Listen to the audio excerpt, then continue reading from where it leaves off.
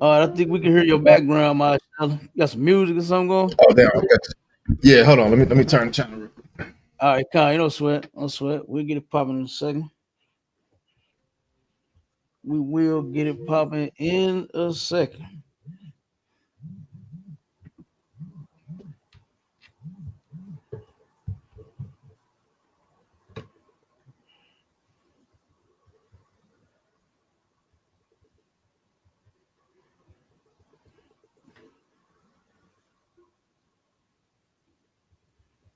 Yep. Waiting for my co-host, my other host, to jump back on the screen, and then we're gonna get started. Everybody, one second.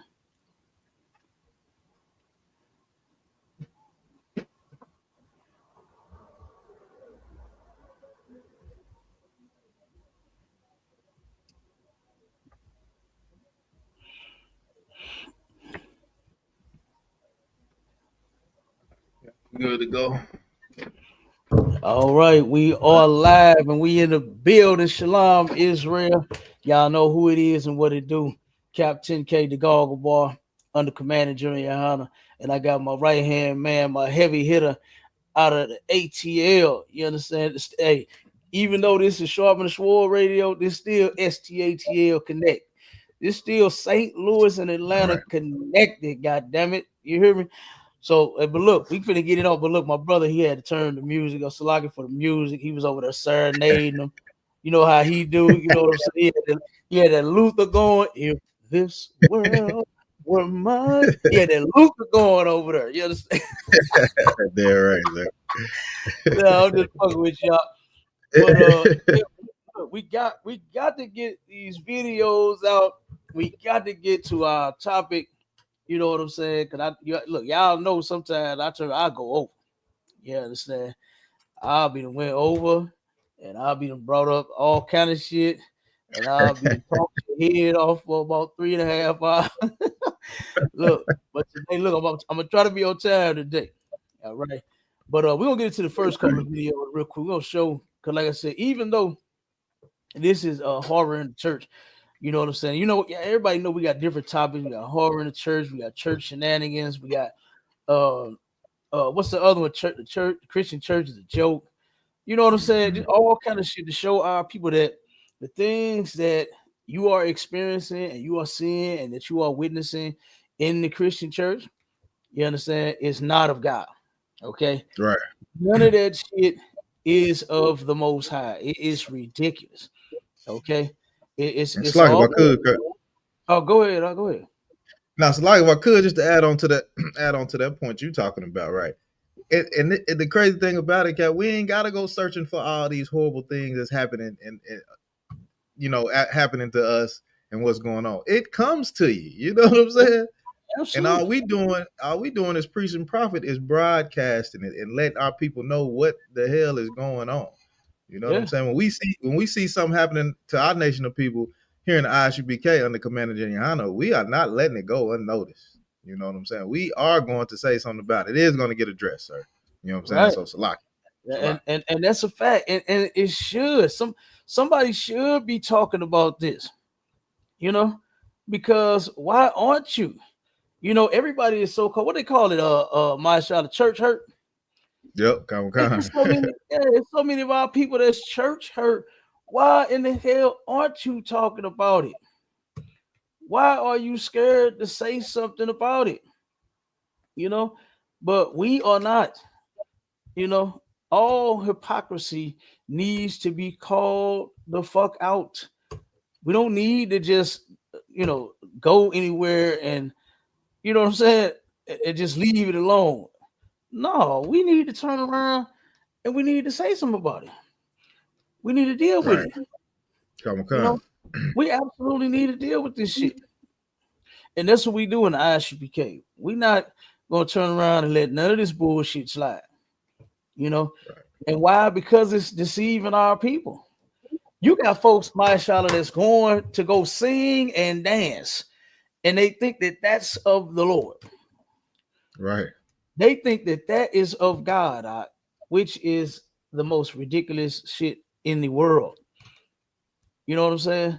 That is the most ridiculous shit in the world. Huh? Okay. What the brother Gabar just say? Put that He comment up was on the screen. he was just saluting the brothers. Hold on, let me get back to it, sir. No. He just put one in there now. Not the salute, the Oh, he one in did. there now. Oh, he put another one Yeah, in. yeah. Scroll, Okay, you got to come on, scroll all here the we way go. down to the bottom. I got you, sir. He said, And he said, it's actually coming up on the side now too. oh, okay. I can. It's faint. I Yeah, can see it, but it's faint. Okay, I got you, yeah, but Elron. it's cool. Yeah. But you can do that if you want to. You know what I'm saying? Center it and focus on it like what we're doing. Okay, You come know on, what I'm kind. saying? So what he say? He said, whichever the place where the most crimes happen under false beliefs contrary to the Bible, believes contrary to the Bible. And then he came back and said, churches where the most crimes Okay. happens the contrary to the Bible. Oh yeah. Absolutely, and he is not lying. And we got such a horrible crime that happened in the church, boy. That we finna talk about today.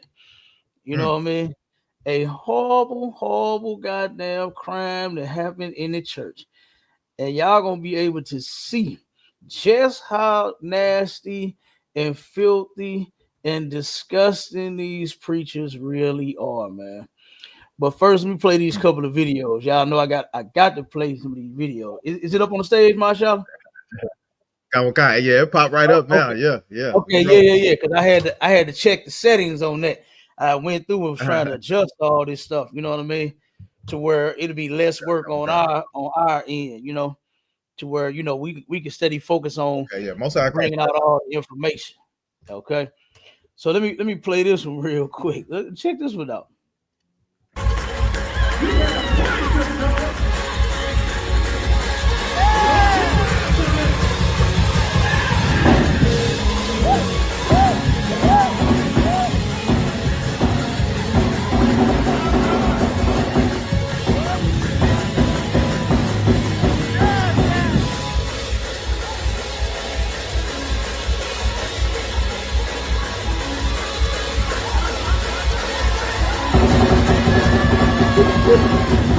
Look at the hoods, dog. Look at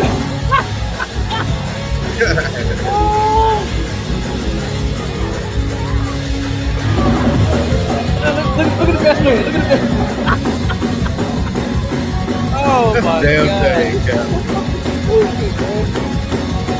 This is so fucking stupid, dog. Now, first off, let me say this. You're God not damn. gonna fuck up my wedding ceremony with this motherfucking praise break bullshit. That you not gonna do. Right. You understand me?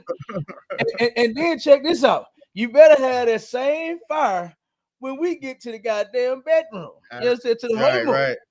You understand me? You better do all that woo and yeah, and all that good shit. You understand? You better give it to me, girl, when we get in the honeymoon. All right. Right. And then look at the goddamn husband. He a punk too. He turned around and did that shit because his wife did.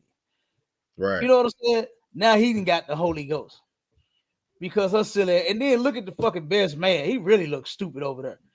You know what I mean? Like, oh my god, this is a wedding. Why are you doing this dumb shit at these people's wedding? At y'all wedding, number one? Like, damn, Right. this y'all wedding, and she want to act like she done got the Holy Ghost. They're about to break her heels, about to fall off and bust all the dress up. You understand? Hey, Cap. Hold on, Cap. Oh, Go man. ahead. Go ahead. Look, you know when I see that type of stuff, and you know these Christians have the highest divorce rate out of any goddamn body. Cap. Absolutely. I Yes. wonder, are you gonna be doing the God done brought y'all into together and Cap, which you always say, if the Lord done brought it together, how can he take it? He ain't gonna take it apart, man. You know what I'm saying? How y'all gonna come apart and get divorced after y'all done caught the Holy Ghost at the wedding? Hey, in front of everybody, looking like she looked like a big old dumb fool, man. And then next thing you know, 2 months, we're gonna say 6 months, 8 months later, they're gonna be signing them divorce papers. You already know they're gonna be having the marital problems. Gonna be having the marital problems, and then they're gonna turn around and be then got divorced due to what they call it, unreconcilable differences and all of that bullshit that the white man allows them to do and destroy their marriage and destroy yet another family in their courthouse, in their city halls. You know what I'm saying? Absolutely. They're going to allow this couple to turn around and divorce. Ain't gonna be no Holy Ghost then. Ain't gonna be no Holy Ghost then. They're gonna turn around all this shouting and shit. That was just for show. You know, all this shit was just for show. They're gonna turn around and it's gonna be some shouting. It's gonna be what they call a screaming match. You understand? It's gonna be shouting and arguing. That's what it's gonna be. You know, absolutely. And it's terrible because when you look at the statistics of this, of our people getting married this way by going to get a certificate and having it at a church or having a pastor officiate your wedding or going to the courthouse, whatever it is, you get divorced. Over 80% of them, they get divorced right behind them. You know, they get divorced right behind the marriage. And it 1 second word, this shit is really sad. Actually, when you think about it, is I know so many people. I heard family and friends and people that I grew up with that was couples. They was together forever until they went and signed that dotted line. Been together 10, 15, 18 years, and then went and signed the dotted line. And a short while after that, they was broken up. They was no longer together. I'm like, God damn, like what? After all this time, that's the only thing that y'all could think of to do was to divorce each other? Was to leave one another alone? Are you serious? Go ahead, Marshall. Right, Cap. It's ridiculous. Yeah, so like if I could, sir. Go ahead, bro. Okay, I want to add on to that point. You look like you did something different. It looked the orientation of how it's set up on YouTube.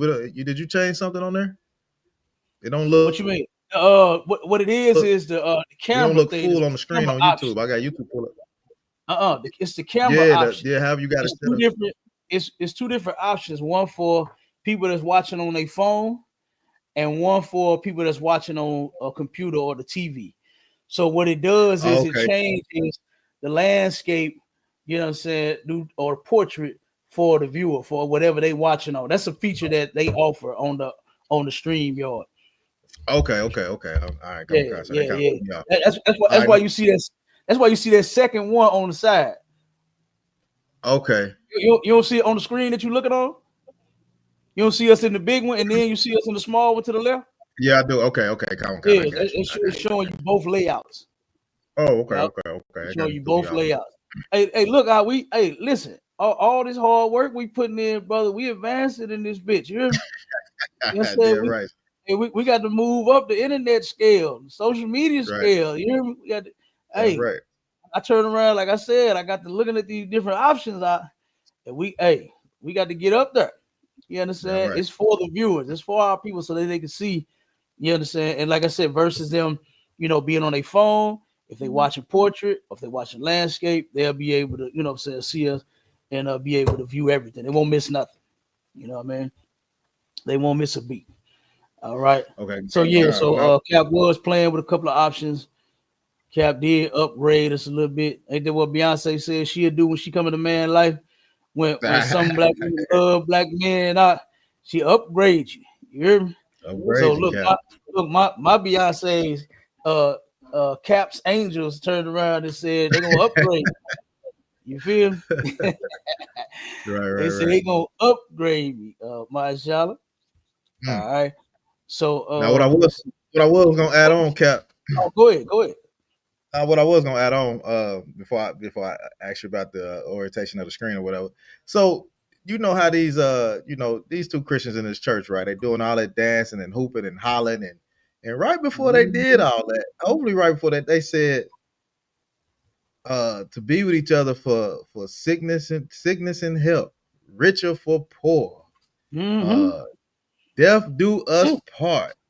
Yeah, for better for worse. You forgot one. Better for worse. I forgot for better for worse. Yeah, for better for worse. Don't forget that one. That's the big one right there, Mashallah. For better or for worse. You can't forget that one, brother. And guess what? Our people, they turn around and marry that way, and still, I don't understand it. That going to go get married by those vows makes you a hypocrite. It makes you a hypocrite because in those vows, and you know, black women are the ones that say it the most. I've heard some brothers mention their vows, you know, said very lightly and slightly, but most of them is the women. And they're mentioning those vows that they made. And they said, look, I didn't vow for this. I made vows to God. No, yeah, you did. Do you realize what the vow said? Right. It said for better or for worse. And do you know what the Christian church allows their members to do? You know what the so-called white man allows brothers and sisters to do? Is to turn on that for better or for worse, to turn on that vow that they made to the Lord. They are able to be a complete hypocrite. That's what I call it, brother, when they doing too much.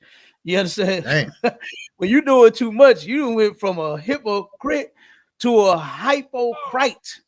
You understand? You done turned into a hypocrite. You doing too goddamn much. And that's what they do. That's what they're doing.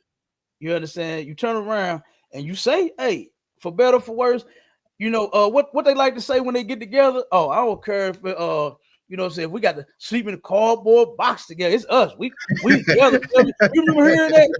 I remember hearing that I remember hearing that back in the day, right? Look, I was a kid and I'm hearing, you know what I'm saying, brothers and sisters engaged, and you know what I'm saying? Cause look, I always, especially around my dad, you understand, I was always around him and his partners, and they be talking and they be macking on women. I'm sitting out there riding on my bike or on my skates or my skateboard or something, and I'm hearing them brothers mac and all this here, and they would talk all that good shit, boy, and they be, oh yeah, baby, we're gonna be together till the wheels fall off and all this. I'm like, wheels fall off. I'm like, wait a minute, I'm looking at my daddy Cadillac. I'm like, damn, is a lug loose or something? What is he talking about? I ain't even understand it. He turned around and said, we're gonna live in a cardboard box. I'm looking at this fat house my daddy got. I'm like, whoa, wait a minute, wait a minute. We're going from this to a box, daddy. What you doing to us? You understand? I wasn't understanding it then, you understand, because I was a kid. But I used to hear all that talk. And then as I gotten older, especially now, I don't know, none of our people live by that shit. Ain't nobody trying to ride with each other till the wheels fall off.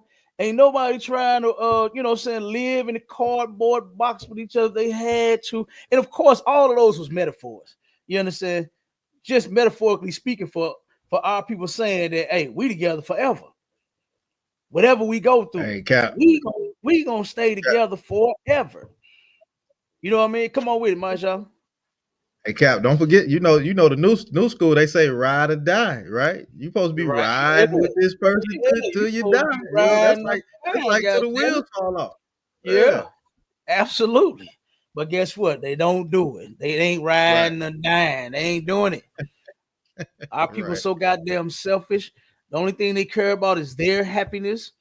So you come in between their happiness, you're making them unhappy. They're ready to cut off the relationship.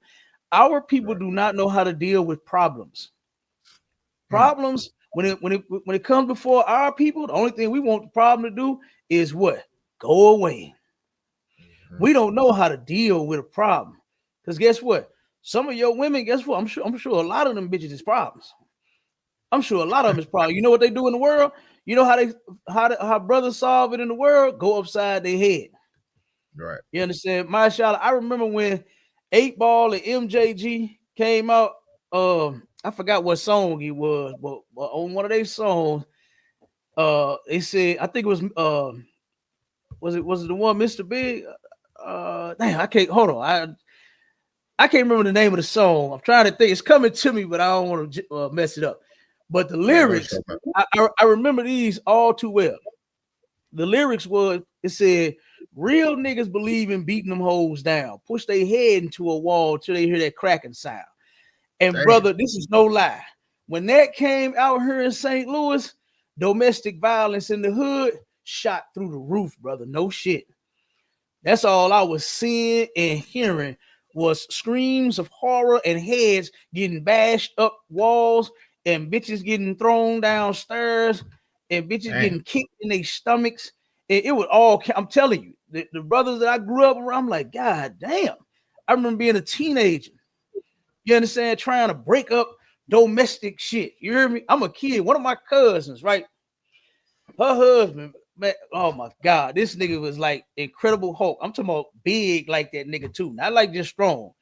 This Right, nigga was right, right. big like him and everything. I remember me trying to stop him from murdering unaliving my cousin. You understand? Mm-hmm. I was Right. about, I think I was about 14. You hear me? And this big old nigga boy turned around, kicked the door in, and then none of the other family even helped. You understand? I'm over my uncle's house, right? My uncle and auntie house. I'm over there with my cousin, man. We chilling. You understand? And turn around, this nigga they kicked the door in. Nobody else even budged, even moved. Everybody else knew what the fuck was going on. They stayed out of it. But Right, I know right, I right, go in there, I'm like, come on, cuz, don't do it, cuz. I'm trying to get this big man. What a waste of time. Do you understand me? right, right, right. That nigga had my cousin all up in the air, boy. I'm telling you, throwing her everywhere, man. This nigga, I'm like, come on, let her go, cuz, let her go. Trying to get this nigga I'm all over the goddamn place. This nigga throwing me everywhere, stepping on me and everything. I almost killed me in the process of me trying to help save my cousin. Right, right, I'm right. telling you, I'm telling you, that bullshit there, man. That domestic shit, it went through the roof. It went through the roof. I remember so many other brothers on the block that I grew up in, they was doing it too. You Damn. understand? They was doing it too. For whatever their reason was. So like I said, that's how our people solve their problems in the world. Them brothers out there in the world. That's how they solve their problem. They turn around and go right upside your head if they have a problem with you. You understand? They haven't learned how to control themselves. They don't have any discipline. The same with these sisters. When a lot of these sisters have issues, what is their thing to go do? The first thing that they think to go do is to go give that old stinky tail to somebody else. They think that's gonna solve the problem going to another man. When every man you get with, you're gonna have some problems with. Hell, you a Mm-hmm. problem your goddamn self. You a problem too. You Right. understand? So guess what? Two problems in the world are trying to come together and be in a happy relationship. All this shit that you deserve to be happy. Well, I done heard that so many times. I'm tired of hearing that, my shop. What the hell they Come, deserve come. to be? Why do you Hey, feel come, you come. so deserving of being happy when you ain't bringing no happiness to the table? Like, what are we talking about here? So Salakia, then, sir. come on with it. Yeah, like you said, like they complain about their happiness, right? But you think I'm happy? You think I'm happy fussing with your ass every goddamn day? Do you honestly think that I'm happy as hell? I'm over here just smiling and cheesing, and I got to deal with you cussing me out, talking shit, all that. You Yeah, think I'm happy? yeah. I am I'm miserable happy with that. too. You know what I'm happy with you cussing me out. I'm happy with you not I'm saying? making Right? me Okay. a turkey sandwich when I ask you to tell you, baby, I'm hungry. And you tell me go fix Right. your own damn sandwich. Yes. Oh yeah, I'm real happy, man. I'm just as happy as ever. Yeah. The whole house, the whole family. I remember my Charlotte before we started the a podcast and radio show, I had Uh-huh. this call in line, right? And this sister that called in on one of our topics about relationships had expressed and told us all about how she dealt with her man and her relationship out. This broad said if she ain't happy, her husband ain't gonna be happy, her kids ain't gonna be happy, ain't nobody gonna be happy. That's what she said. I said, God damn. And do you know something, my Charlotte? That's exactly how it really plays out. Nobody, especially our sisters, brothers do it too, but our sisters do it more because of this so-called happiness that you feel that you deserve. Nobody else can be happy. You're not even realizing that the person that you claim you want to make you happy, you're making him unhappy with your unhappiness. You know, Then you making the kids got to sit and watch you two argue all day and all night. Right. The kids got to be told that the mama don't like what the daddy doing, or your daddy a piece of shit. Because I haven't seen very many. I've seen some. I've seen a few, very few, that have done the same thing that I'm saying to the woman, to where they talk about the woman, in front of the kids or to the, saying to the kids. Very few. They have done it. But I've seen and heard more women do that than I have men, to where they having full conversations with the child, and that's their daddy. They don't want to hear that shit about you or the guy they daddy. They just want to be loved by you. They just want to turn around and be happy little kids. That's what they want. They want to be fucking happy. They children. You understand? That's all the hell they know. That's a child's way of thinking. It's just only want to be happy. Children can have that because they are children, and they don't know that. Guess what? This life don't just come with just happiness. Goddamn it. That's not what life is about. But a lot of these sisters, that's what they think. And so what do? First thing they do is go get with them another man. And then you know what they not in that next relationship, mashallah? They not happy in that one either. Right. They are not happy in that relationship either. And then you know what? When they break up with that one, from that one, they get with the next one, they're not happy in that one either. They're not happy in a lot of these relationships, but we're gonna definitely get to that. So let me play this other video real quick. Hey, Salaki out of one. Check your message. I just sent you a message, sir. Check your message. on my phone? Yeah, come on, sir. Okay. Which one you sent it on? The 393 or the 626? Hold on, I'll check it. Let me see.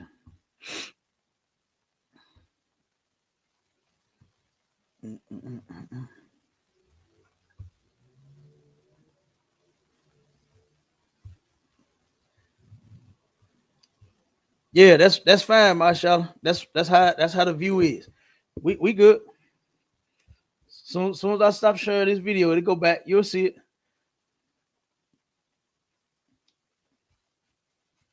All right. Okay, come on. Let's take a look at this tonight. Let's go. You are about to dance for your cousins. All right. Because you're not ready for this. Yeah. But the Holy Spirit said tonight, if I can trust your legs, he said to tell you, I'll bring him out of it before the end of the month. If I can get...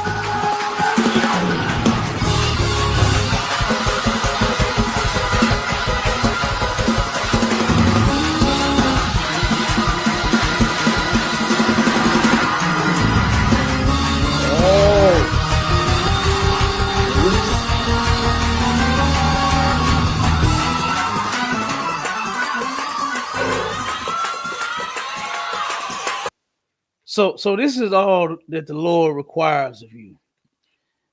Is if you want a blessing from him, he just wants to know if he can trust your legs, meaning dance. You know what I'm saying?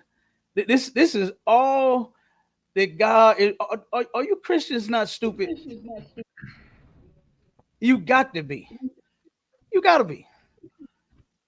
You got to be, because the Most High is not concerned with your legs and you dancing and twerking for him.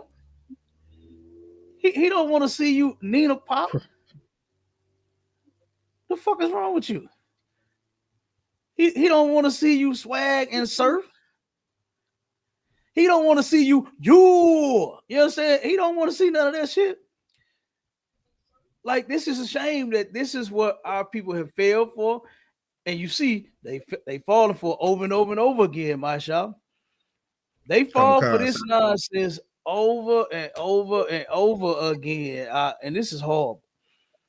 This is terrible. I hate that this is the type of foolishness that our people is falling for. This man claimed that he got a word from God, and the word from God was he's going to restore your family member as long as you dance, as long as I can trust your legs. As long as I can trust your legs. And what's so sad, what's even sadder than that, is that the people don't see that the pastor don't look at you as actual members of his congregation. He looks at you as a bunch of fucking idiots.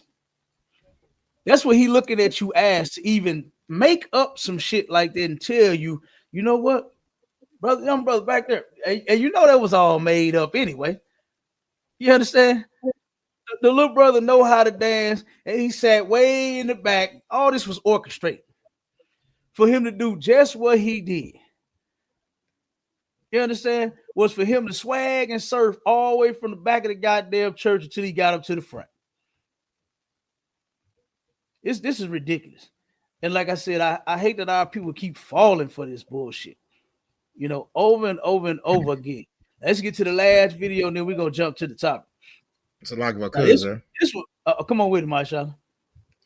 So let me guess. If you in a wheelchair, you asked out. If you hold on. I'm trying to put it in perspective, Cap. Hold on, Cap. If you in a wheelchair, if you missing a leg, if your foot got amputated because you got a disease, you just, hey, Lord just ain't dealing with you, period, man. Hey, you don't get no blessing, Doc. You don't get nothing. You don't get no blessing, nigga. You know what I'm saying? Hey, look, hey, his prophecy gonna be, hey, listen, you right there in that wheelchair, but if God said if he could just trust your wheels, so you got to turn around, you got to start spinning around, you got to do that shit where they have the two front wheels on the back wheels, you know what I'm saying? You lean all back and you kicking your shit, you know what I'm saying? You got to do some stunts in that wheelchair to show them, hey, you got it. You know what I'm saying? Then you roll on up to the front, you keep on going and then turn around, do some circles all in front of the house. Yes. Hey, you silly as hell. Hey, you asked out if you ain't got no legs, because God want to see you twerk. Yeah. He wants to see you twerk, man. So you just don't get no blessing according to the Christian church. This is stupid, man. This stuff is stupid. And I hate, like I said, that they even pushing this garbage on our people over and over and over again, man. You know, God, can he trust your legs? Can I trust that you gonna obey me? That's what the Lord is concerned about. The Most High is concerned about you keeping his laws, statutes, and commandments, not you twerking in front of the pastor. Not you leaning with it and rocking with it. Right. You understand? That's not what the Most High is concerned with. And this is what's going to keep us in this condition. Is it you doing this kind of mess? You understand? Absolutely. Damn right. And on top of that, Mashallah, check this out. Look at this one right here, brother. Check this one.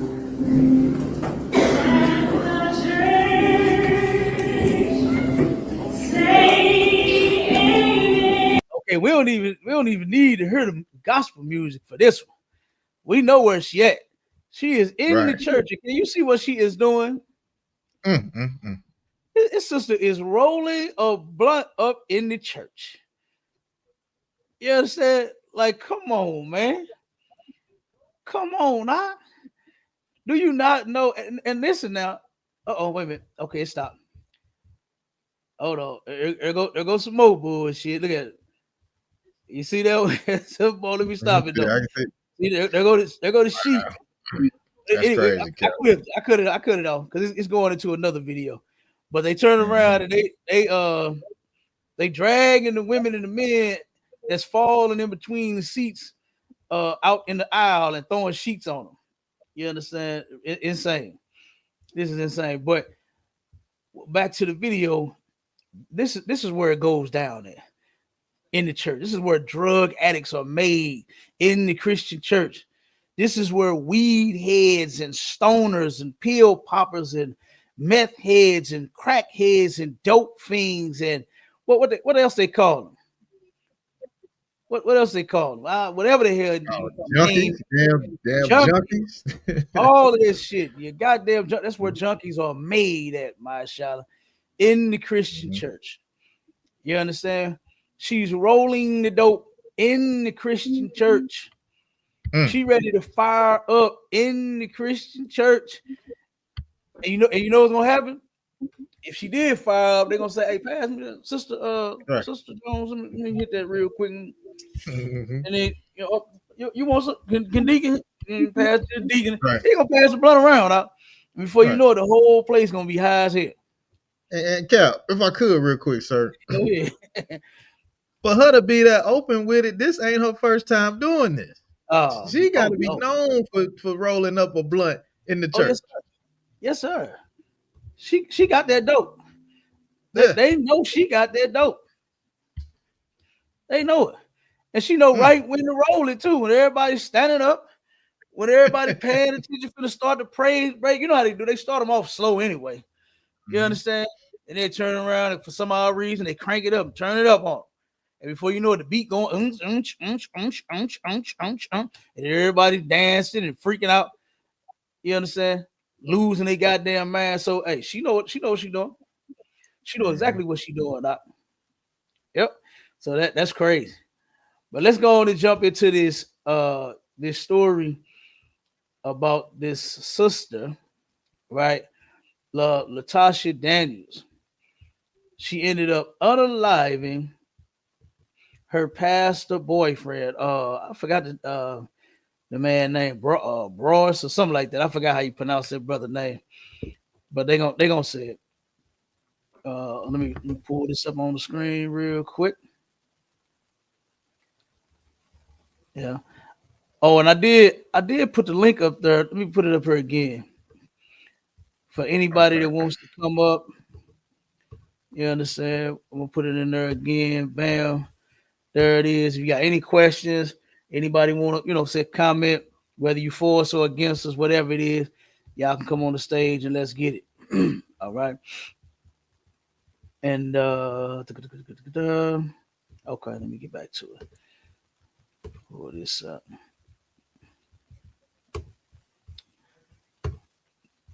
All right.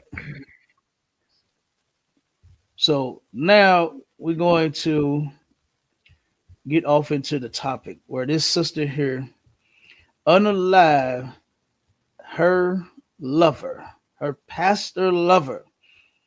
You understand? And what she claimed was she went to go and unalive herself in front of him. But as you and we're not gonna play the whole video because all of the videos are over, I want to say an hour long, but we are going to skim through it and we're going to bring out a lot of the vital parts of this right here. So we're going to play this one. All right. We're going to start this one real quick. Let me get it. Hold on one second. Did you watch him and Tabitha have sex? No. Was Tabitha ever invited to watch you and Brodus have sex? No. Were you comfortable with the concept of a watcher? No. This is the story of a married pastor named Brodus Perry, a 36-year-old man who met a tragic end at the hands of his side chick, Latasha Daniels. Latasha came to his home after Pastor Brodus broke up their secret affairs to kill him in the presence of his wife. She continued yelling, "You broke my heart," while she pumped bullets into his body while his wife watched helplessly. He was a dedicated pastor and a third-generation leader at Mississippi Boulevard Christian Church in Memphis, Tennessee. But behind his image as a spiritual guide, there was a hidden side, one that would lead to a violent and heartbreaking end. Latasha Daniels is accused of firing several shots at Perry, the executive pastor at Mississippi Boulevard Christian Church.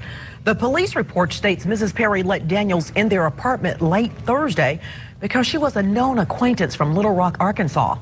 The pastor apparently showed up 30 minutes later. His wife said Daniels began firing, shouting, "You broke my heart," as she was being escorted out of the couple's home. At one point, Daniels even began to reload the gun. Mrs. Perry was shot in the shoulder while checking on her husband, and police arrived in time to arrest Daniels at the scene. Hello and welcome to Twisted Crimes. Subscribe and hit the like button for more stories. Pastor Brodus Perry was a young... Okay, so real quick, when they first started off, they was getting to the point about the questions where they was asking the sister about the wife, because notice that they said that the wife had let her in the home because she was a well-known acquaintance of theirs, right?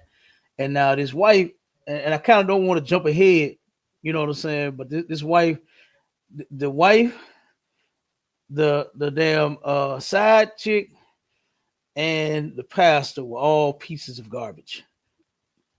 They were all pieces of garbage. This guy was a homosexual. You understand? The chicks were lesbians. These were not men and women of God. They were all pieces of garbage. This is what you would describe as something that God hates. That's a whole lie that the church teaches, that God, he loves the sinner, but he hates the sin. That's a goddamn lie. Mashallah, give me that scripture for me, please, brother. Before we continue, let me show you just how much God hates both the sinner and the sin. It's in the Bible. You can start at give me the one in Psalms 4 and is it Psalms 4 and 4 or Psalms 5 and 4? I think it might be 5 and 4. Try 5 and 4 out. Give me the one in Psalms. Psalms 5 and 4. Okay.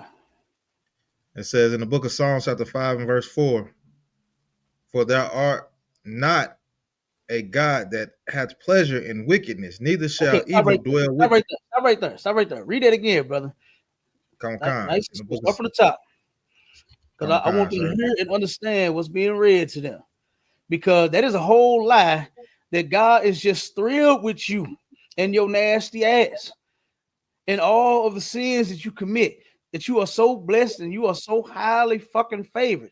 It is a lie, and you need to get that shit out of your head. Read it again. Nice and slow, brother. Sir. In the book of Psalms, chapter 5 and verse 4, for thou art not a God that hath pleasure in wickedness, neither shall. So God, he is not a God that hath pleasure in wickedness. And wickedness is you doing the opposite of his commandments. When he said not to be a homosexual and a lesbian, and you being one, now there's a what them old folks used to say back in the day, my shot, don't get on my bad side. Don't get on God's bad side. Right. Yeah. Right. If you want to get on his good side, because there's a side that you could get on. You can get on his good side by you not being a homosexual or a lesbian. And you can get on his bad side by being a homosexual or a lesbian. Right? God said not to eat certain animals and claim it for food. Right? You can get on his good side and you cannot eat those animals that he told you not to eat, such as pork and shrimp and crab and lobster and alligator and catfish and shellfish, right? And all that other shit that you claim is delicacies following after the white man. You can be on his good side and not eat that. Or you can be on his bad side and you can eat it. Go and indulge. Go to Joe's Crab Shack. Go to the Crab Fest. Go to whatever the hell crab. Yeah, go there.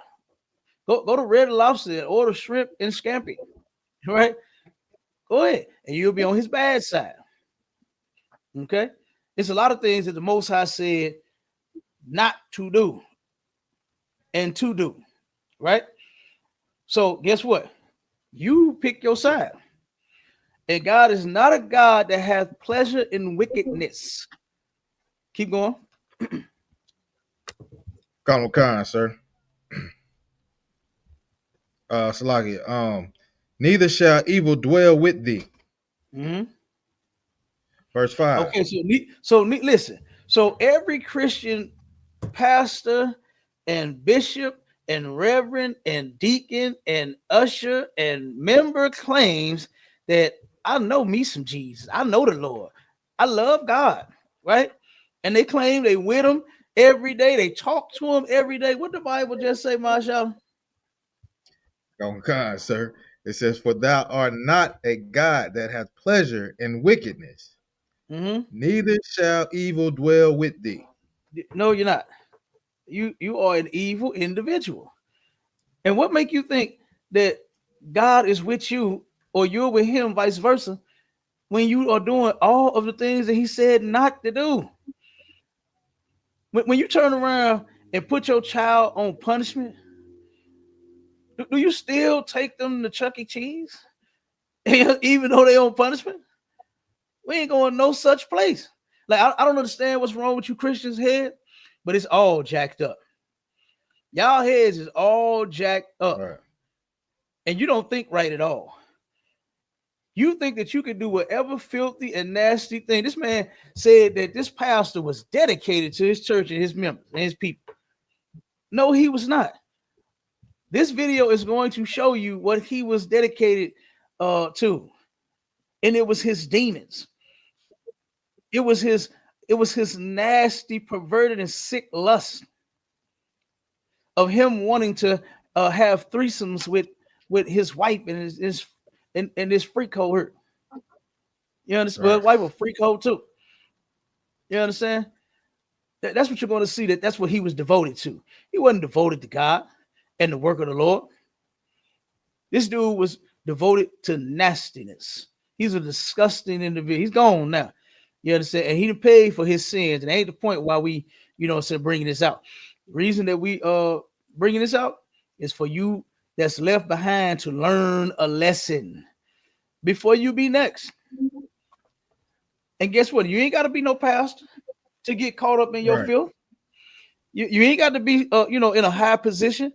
And Melvin 250, you on the clapper asked me, am I a Jew? Goddamn right, I'm the original Jew. The Jews are black.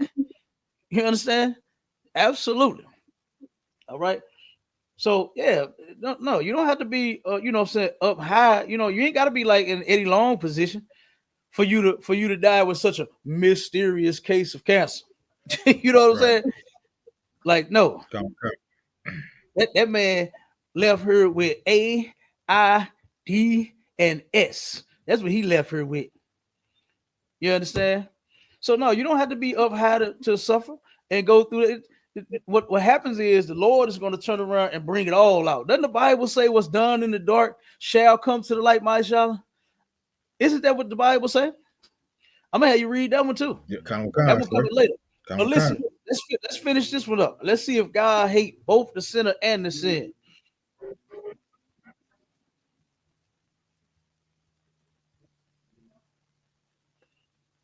Go to verse 5.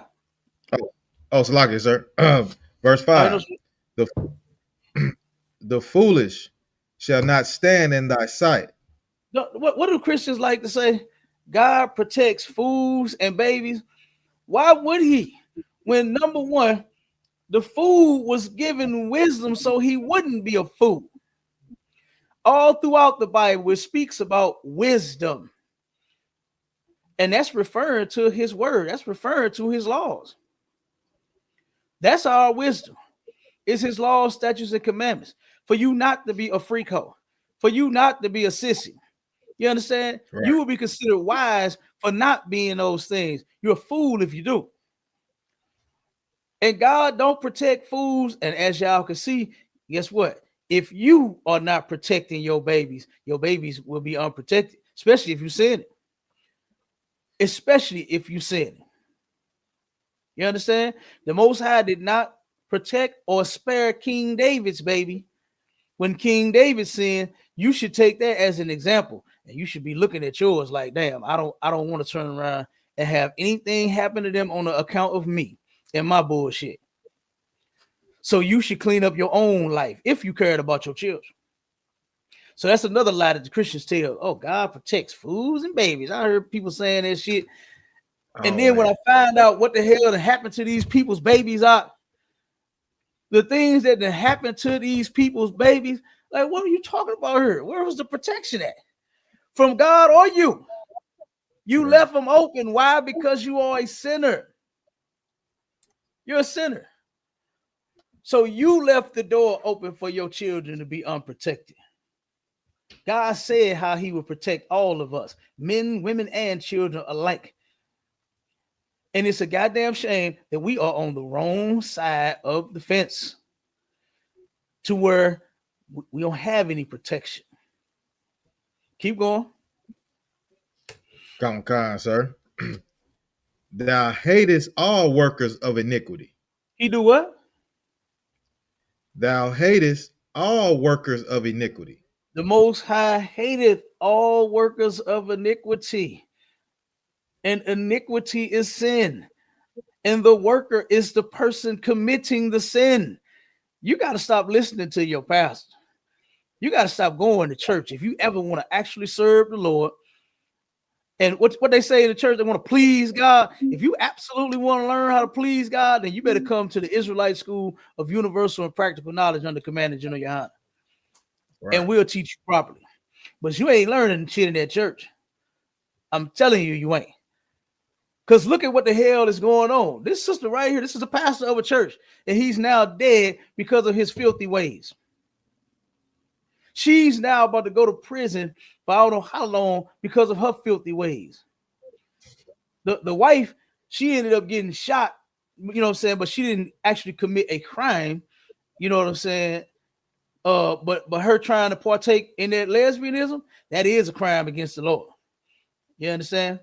Right. So like I said, so she skated this time without being unalive and without being sent to prison, you know what I'm saying? Either or. So she skated on that. But like I said, we never know what's in store. And this is why Christ said, as the Bible says, we shall not tempt the Lord thy God. Do not tempt him. And you're tempting him with your nasty ways.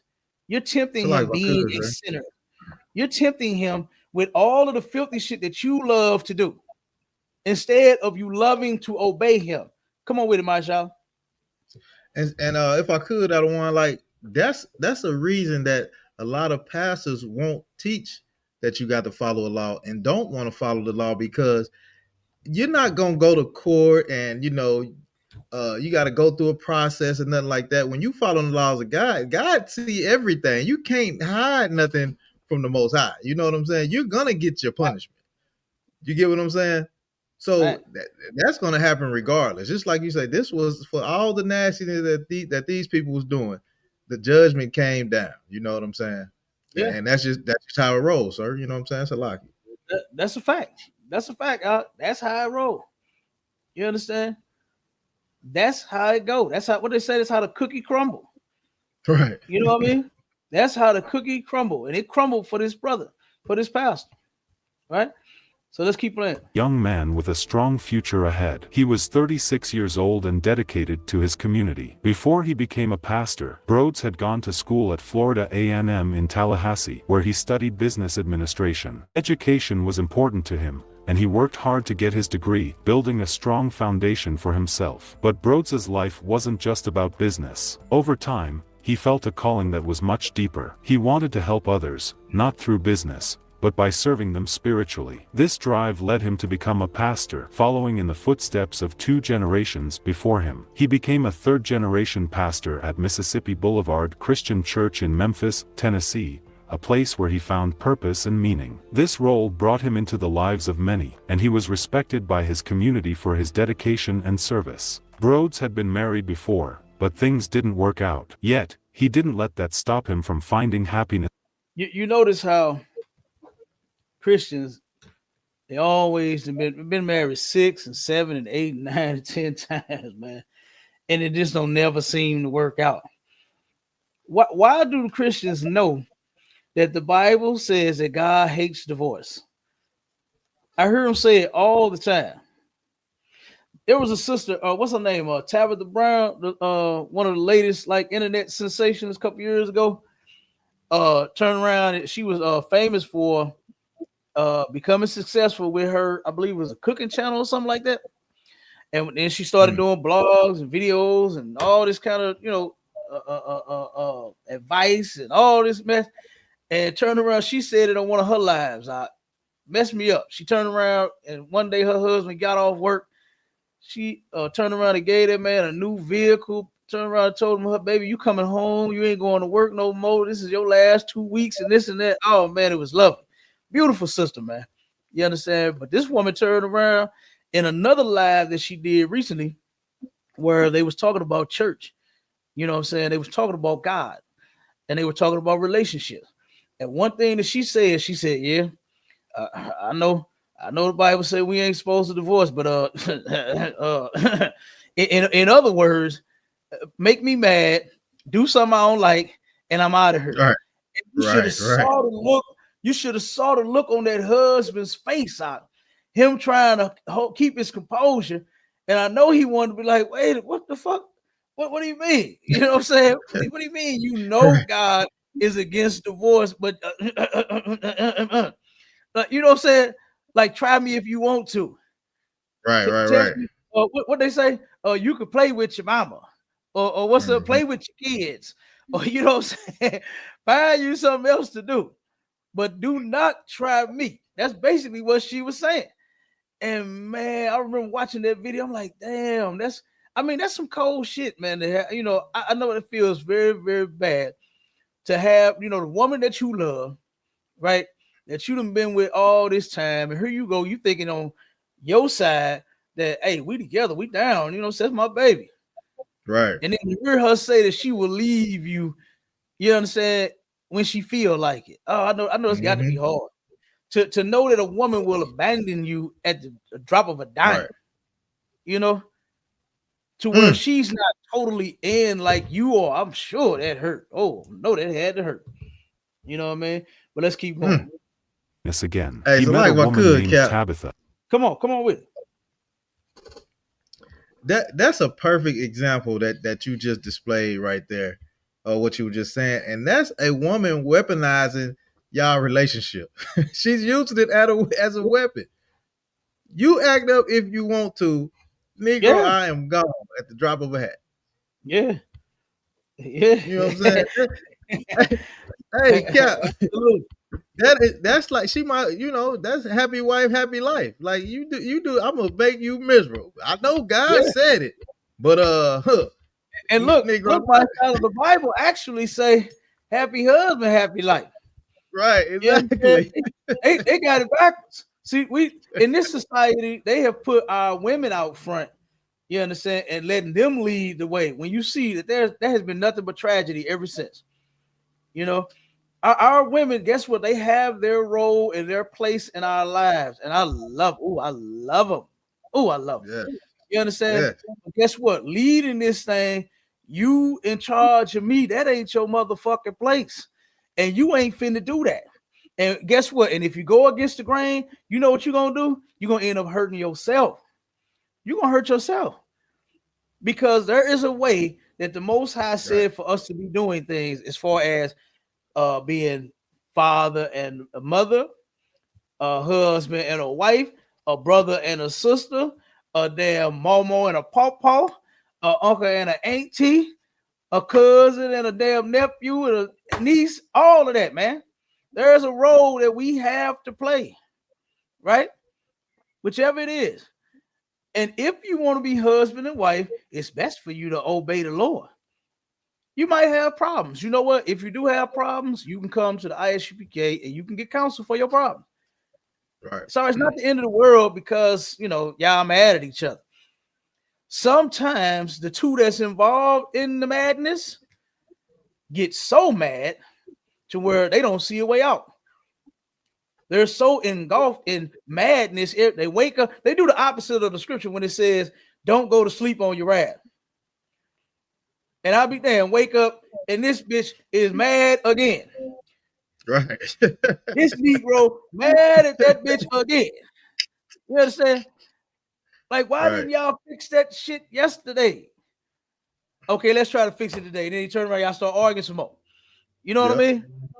You start arguing some more. Brother, I remember a sister called her for counting. The sister, she was in classes. She never got into school, but she was in classes. And she turned around out and made up a bunch of excuses in her head and a bunch of lies on her husband. She said that the man was an alcoholic. He drank too damn much. He drives stupid. She felt like her life was in danger. And just all kinds of things when, you know what I'm saying, when she called me and was telling me what was going on. Turn around, I get that brother on the phone. The brother say, oh, I just, you know, when I get off, I might have one, sometimes two beers, and not a whole lot, you know, and then on the weekend, you know, I might get me another two of them, you know what I'm saying, a couple beers, but it ain't all the time. He explained it, broken. I said, is this true? Yeah.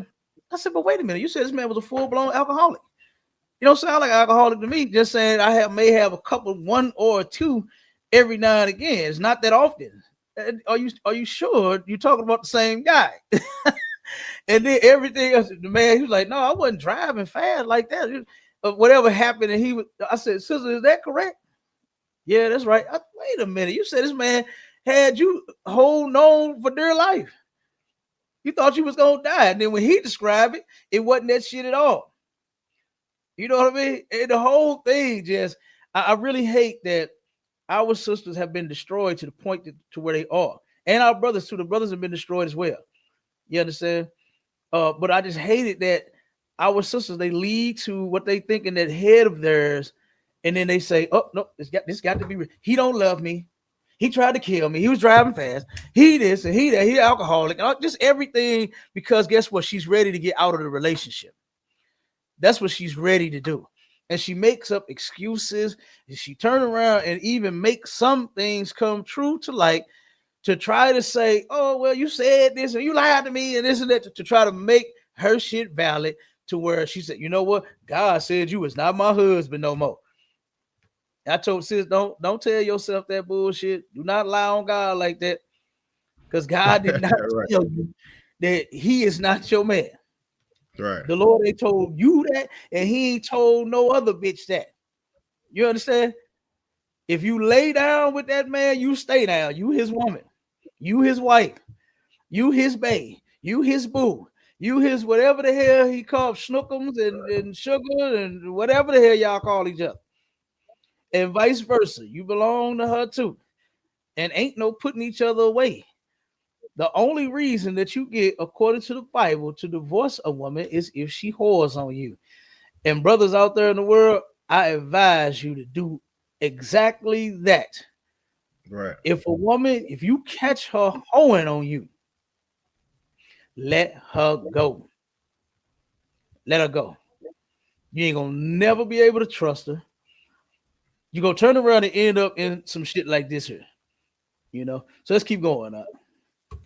And they quickly became close. After some time, they got married, and Tabitha moved with him to Memphis. Together, they settled into a peaceful neighborhood, looking forward to their new life. But behind this seemingly happy relationship, there was a hidden secret. Rhodes had started seeing another woman named Latasha Daniels. Latasha was 39, educated, and well-established, with a degree in criminal justice and a career as a clinical social worker and anger management specialist. Despite her success, Latasha developed strong feelings for Rhodes, even though she knew he was married. Their secret relationship grew, with emotions running high on both sides. The calm life Rhodes and Tabitha had in Memphis was shattered on April 4, 2019. That evening, Tabitha was home alone at their apartment in the Mar Park Apartments in Collierville, Tennessee. Around 10 p.m., she heard a knock at the door. When she opened it, she was surprised to see Latasha, a woman she knew as an acquaintance of her husband. Since she knew Latasha, she let her in, feeling safe enough to have her there.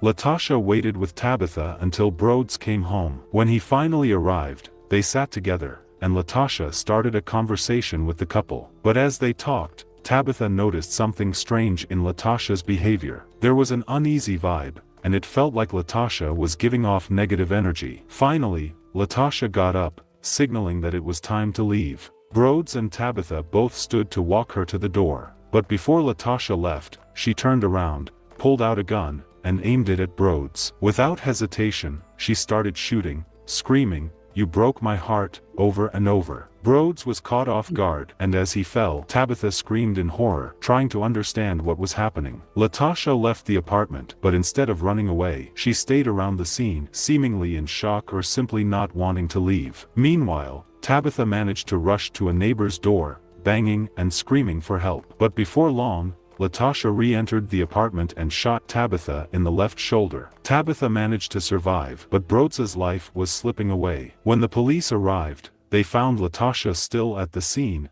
with the gun in her hand. Officers ordered her to drop the weapon, but she resisted, leading them to use non-lethal force to subdue her. Even after being restrained, Latasha put up a fight. She was taken to a nearby hospital, but she tried to escape while being treated. Officers chased her through the hospital hallways until they finally caught up, and she fought them physically, grabbing one officer's shirt and resisting arrest. Hey, this sister had a lot of demons, boy. Mm-hmm. Oh, she had a bunch of goddamn demons. You understand? But we're gonna turn around and skip through a little bit. Let me get to the next mark.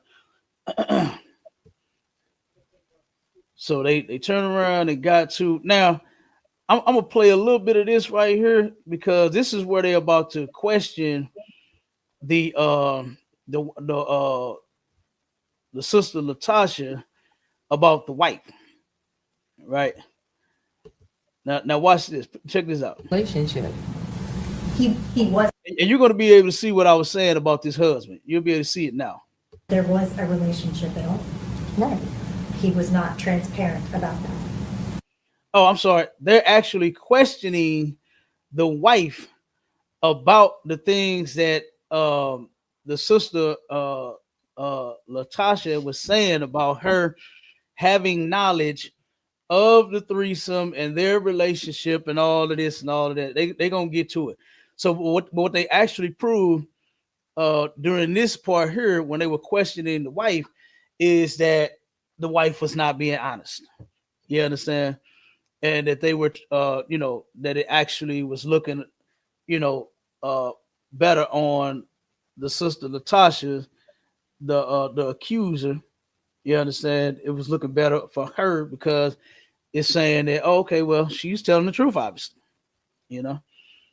So, but that's what this part is right here. I'm gonna play this part and then I'm gonna skip to it. No. That didn't ever happen. No. And photos aren't an issue at home, but I get it, but that ain't an issue. I have been though, so if we talking, let's switch subject and get a little more serious. And you see it, right, our agreements have been simple, right? No exes, nobody from Jacksonville for what was just home for us, and nobody okay, can you see what I'm talking about?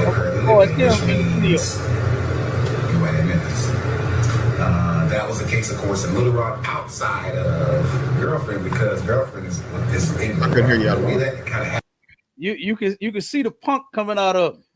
Oh, come, yeah, of course. Yeah, you can see it. The dude, his hands and how he talking and everything. You'll be able to see it. You will be able to see it. Yep, the whole punk coming up out of here. So now let me skip to this part here.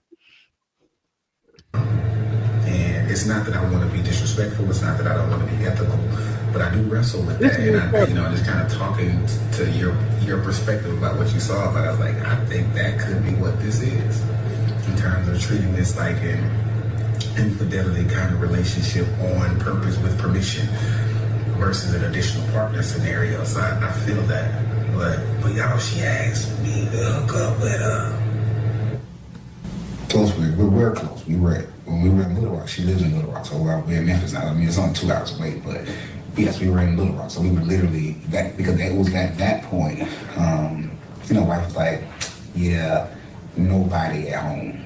Like, this is an exception because I kind of threw you that, but no, you ain't dealing with nobody at home. Like, that was Jacksonville, so our heart knows, and though Jacksonville, which is hometown for us, no exes and no place in your current city. Those are the hard no's, right?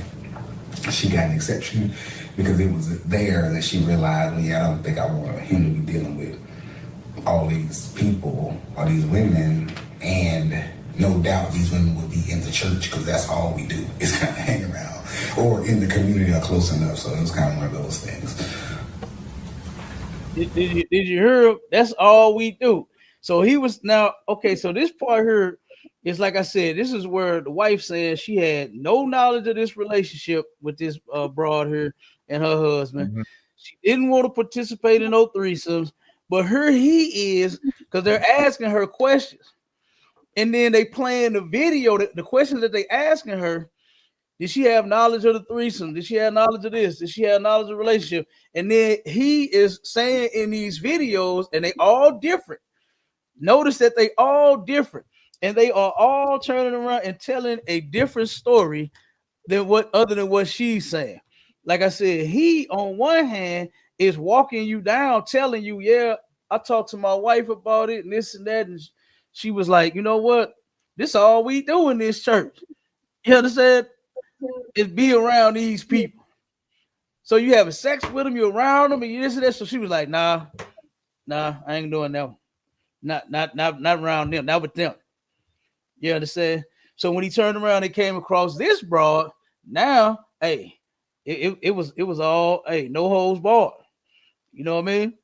It was all go. All right. So let me see the next part. Let me see. Because I think he's about to say something on this part. Let me see.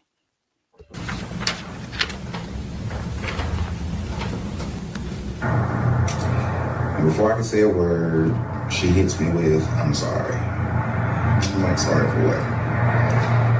So then she goes into the whole, I apologize for breaching your trust, breaching your confidence by telling P, my boss, my former boss before, about the situation. Her reasoning was that she felt like if, like you all said. Let me stop it right here. Skip to the next part. So basically, all of these videos that he had go contrary to what this wife claimed that she knew. So she absolutely knew, and he asked her, and they're going to get to it. They're going to get to what he claimed he wanted to be in. All right. He came up with some new shit. All right. Uh-oh. Okay, let me start from right there. 3 months.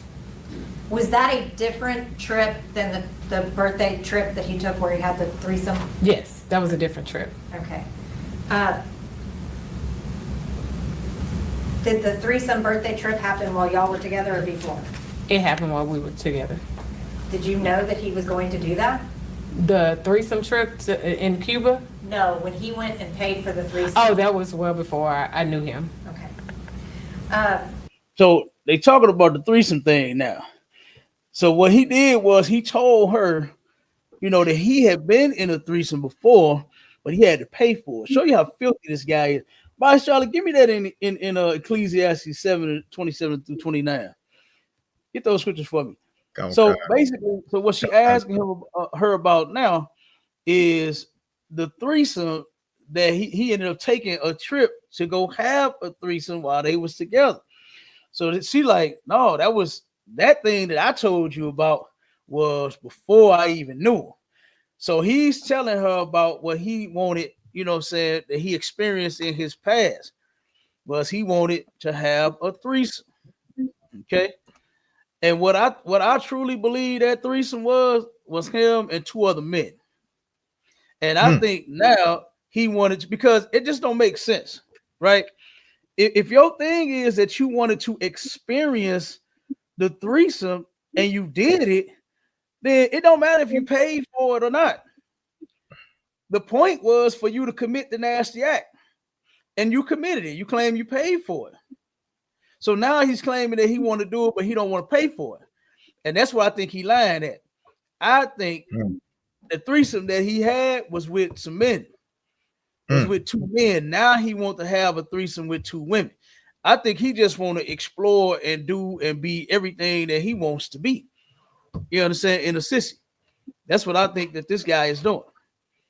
So I think he's sleeping with me, because you could clearly see. Y'all go back and watch these videos of this sister's story, and watch them videos of this man and how he's talking. You can clearly see the punk in him. And then what got me so much, my Charlotte, is where is the commitment to the church at? Where is the work that the man was doing for the community and the people? When all this nigga is making his videos about how his nasty ass want to have threesomes and how he want to bring somebody else to the bed and how he want to do this to a woman and that to a woman. All what the fuck are we doing here? What kind of work of the Lord is this dude doing? How dedicated to his church and to his members and to his people was when all the nigga is making his lives about the nasty sex that he wants to have. Come on, man. You want to say something, Mark? Yeah, I said, he was getting that community booty. That's what he was doing. That's what he was too busy in the community doing that. Absolutely. Absolutely, y'all. So let's keep going. At any point, did you watch him and Tabitha have sex? No. Was Tabitha ever invited to watch you and Brodus have sex? No. Were you comfortable with the concept of a watcher? No. Was Brodus persistent about a watcher? Very much so. Explain that for me. Everywhere we went, he would even text me and say, "Hey, you need to find us a watcher. Find us a watcher." And so I got to the point I was like, if I can find somebody, hopefully I can get him to stop. So okay, let me help you sisters out. For you sisters out there in the world, right? Unless you are like her, which you actually might not be totally comfortable with this nasty shit, but you're willing to do it. You understand? That right there kills the whole thing. You can't turn around and be willing to do something that you claim you're uncomfortable with. If you're not willing to do it, don't fucking do it just to please your man. For all you sisters that's married to men in the world out there, if your man come to you and tell you, what they say, Mashallah, I want to spice things up a bit. They want to spice up the relationship. You better tell that nigga no. Right. And you better not do it. You better not do it. You're going to turn around and get some demons that you may not be able to control. You're going to end up being like this sister. You be out of your goddamn mind. You understand? So for you sisters that's out there married to the men in the world, and they come telling you that they got some what they call them, fantasies and fetishes and shit that they want to fulfill, I'm telling you, you better not do it. You better not do it, because this is going to be your outcome too. And vice versa. For you brothers that's willing to do whatever to make your woman happy, you better not do it either. You're sick and disgusting. That's what you are. Go ahead, Masha. And the sister's so messed up. You know what I'm saying? He's telling her, find us a watcher. Like, yeah, I ain't talking about no woman, a man. Like, that's some P. Diddy stuff right there. You know what I'm saying? You want a man to sit back and watch what that don't. Yeah, these pastors are super freaky, hiding behind the Bible. They are. Hey, this some Epstein file shit, Masha. This some Epstein files right here, man. And this is from your local pastor. Yeah, P. Diddy files. Yeah. This is from your local pastor, man. That everybody loves. The pastor, he's so nice and he's so this and he dressed in his suits and he got a nice car, got a nice house, and pastor this and pastor that. And look at what the pastor is waiting to do to you. Turn you into a freak nasty bitch. That's what he's ready to do. You understand? That's what he's ready to do. And then guess what you willing to do in return? You willing to fulfill his nasty goddamn desires. Read that Ecclesiastes side. Khan, sir. The book of Ecclesiastes, chapter 7 and verse. I'm sorry, Slack. Go ahead. I got you out of line. Ecclesiastes chapter 7 and verse 27. Behold, this have I found, saith the preacher, counting one by one, to find out the account. So what Solomon was doing was he was what they call it, a census, right? When they send out them forms to get a census of how many people live in your house, they're trying to see how many American citizens reside in the state that you in, right? So what Solomon was doing was he was trying to find out something too by going through the account, counting one by one, right? He was trying to find something out, and this is what he was trying to find out. Go ahead, Masha. Go on, sir. Verse 28. Which yet my soul seeketh, but I found not. One man among 1,000 have I found. So what Solomon was trying to find was a righteous man. That's what he was trying to find. He said he couldn't find none. But he turned around and he found one out of 1,000. Keep going. Come on. But a woman among all those have I not found. Listen, sisters. You better work extra hard to change that. To where he took that same 1,000, or you Shaquitas and you Tashas and you Ericas and you Starkeishas, right? And guess what? He couldn't find one. He could not find none. And guess what? This broad right here, this broad that we listening to, she's one of the ones that he found not. The wife that wasn't involved in the crime, but she was involved in the nastiness, couldn't find not. She's one of the ones that he couldn't find, that he found not. You understand? This matter of fact, she's gonna tell who this friend of hers that she called, that she knew was nasty, just like her. She's one that he couldn't find not.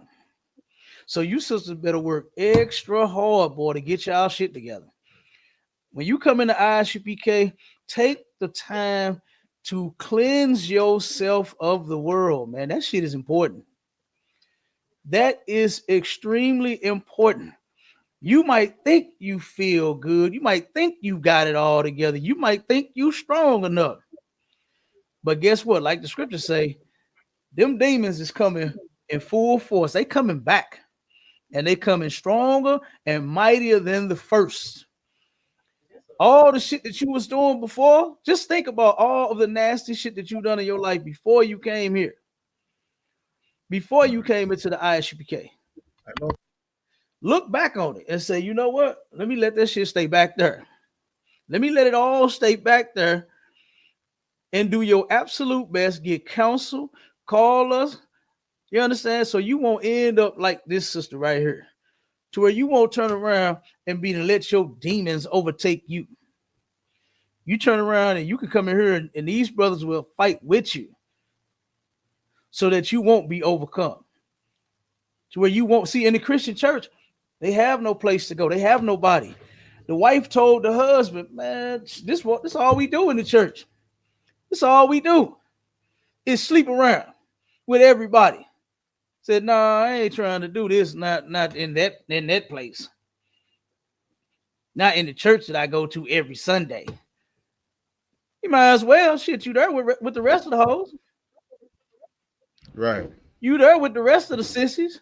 You might as well. It's a whole house. Right. The Christian church is the house of whores and homosexuals. You can't tell by now? The Christian church is a whorehouse. Am I wrong? We're listening to a story of a whore that ended up unaliving her whole ass damn pastor man and was about to have a threesome with somebody, a caller watcher. And she was going to have the threesome she was just going to make him happy. Am I lying, Mashallah? Is the Black Christian church not a nasty hoe house? It's worse than a goddamn strip club. At least them hoes know that they shouldn't be doing what they doing. But these hoes in the Cap, if I could, dress up every Sunday, put on nice suits and big hats and twerk and dance they nasty hoe around as if they've done no wrong and no evil at all. Go ahead, Mashallah. Now, what I was gonna say, sir, all them whores and them homosexuals come into that one place under that one roof, and the pastor will give them that grace of forgiveness, and all they sins is wiped away for the week, and then they back out next on Monday being a whore all over again. Yeah. God. Yeah, absolutely. They know what they're doing. They know exactly what they're doing. You understand? But finish the scripture. Khan, sir. Khan, verse 29. Lo, this only have I found, that God hath made man upright. Mm-hmm. But they have sought out many inventions. Okay, so guess what? You're going to find more righteous men than we would ever find righteous women. I have people asking me that all the time. Where y'all women at? See, we don't do that shit y'all do in the church. So we just got to have our women shown and sitting next to us while I'm reading, and you know what I'm saying, and teaching classes and shows and all that. We don't do that shit like y'all do. Right. You know, we don't do that. Okay. So you're not gonna see our women. We don't put our women out there like that. We don't turn around and do like the Christians, put the woman in the front. I know so many pastors that let women do the talking. Let the women do the leading. And here you supposed to be the leader. Why ain't you doing it? The pastors are letting the women do it. It's because they chumps, they soft, and they're not men of God. This job, according to the Bible, was made for me, a man. You understand? Us brothers, let us do our job. You sit back and take a seat. You understand? What they say, Mashallah, they resting and basking in their femininity, basking your motherfucking femininity, and let me be as masculine and as hard and as gangster and as loud and fucking I can be. Let me do my job. Get out of my seat. Get out of my way. You go do your job. You understand? And while you at it, make me some what's Captain Malqua's favorite? Some biscuits from scratch. You understand? Make me some homemade biscuits from scratch, god damn it, while you basking in that femininity. All right. Right. Make me some good old fried chicken. Everybody know Cap loves some fried chicken. You hear me? Damn right. If you want me, serve me some fried chicken, boy, with some of that Andy seasoning on it. You understand? And you got me. All right. Yeah. So yeah, let us do our job. This is for men. Take for no woman. Okay. But they have sought out many inventions. This is why he only found one out of those 1,000. This pastor, he sought out some inventions, and this is what ended him. This was what ultimately caused his life to not be spared by the Lord. You understand? But to be taken. All right. And we're gonna get to that in 1 second. Go ahead, Masha. Now I'm gonna say, Cat, what you say? Don't burn all that sage trying to get them demons out the house. Bring it on that chicken. Come on. You hear me? Sprinkle it on that chicken. You understand? Yeah. That's made for food. That ain't made for no goddamn burning and spirits. Goddamn. I don't know what spirit you got, baby, but I'll tell you the one that I'm gonna have soon when I get through eating that chicken. I'm gonna show you the spirit. I'm gonna be in the spirit of Pound Town. Right. You know what I mean? I'm gonna be in the spirit of Pound Town, my shot. Right. Turn around and serve me what I like. Yeah, they're right. Okay? They're right, sir. Some chicken, some good old string beans, and some homemade mashed potatoes or something. Come on, I'm gonna be in the spirit. You hear me? Right. They're right. You gotta burn those sage. You understand? We can burn some frankincense and myrrh. What's the other one? The money house blessings, whatever the hell that incense. Hey, whatever the incense is called, you hear me? With the Indian on the front of it. Yeah, that sex on the beach. You know, everybody love that sex on the beach. Boy, look at here. Yes, damn right. Sex on the beach in my Jeep. What did the brother song say? Sex in my Jeep. You understand me? Look, don't be sexing in y'all Jeeps, okay? I was just joking. Don't be doing that, okay? Don't end up getting caught sexing in y'all Jeep and then y'all call me talking about some you told me to do it. Don't do it. Don't. All right. Because guess what? We actually got a story on that too on the pastor. That's the next horror in the church. That's the next horror in the church. God damn.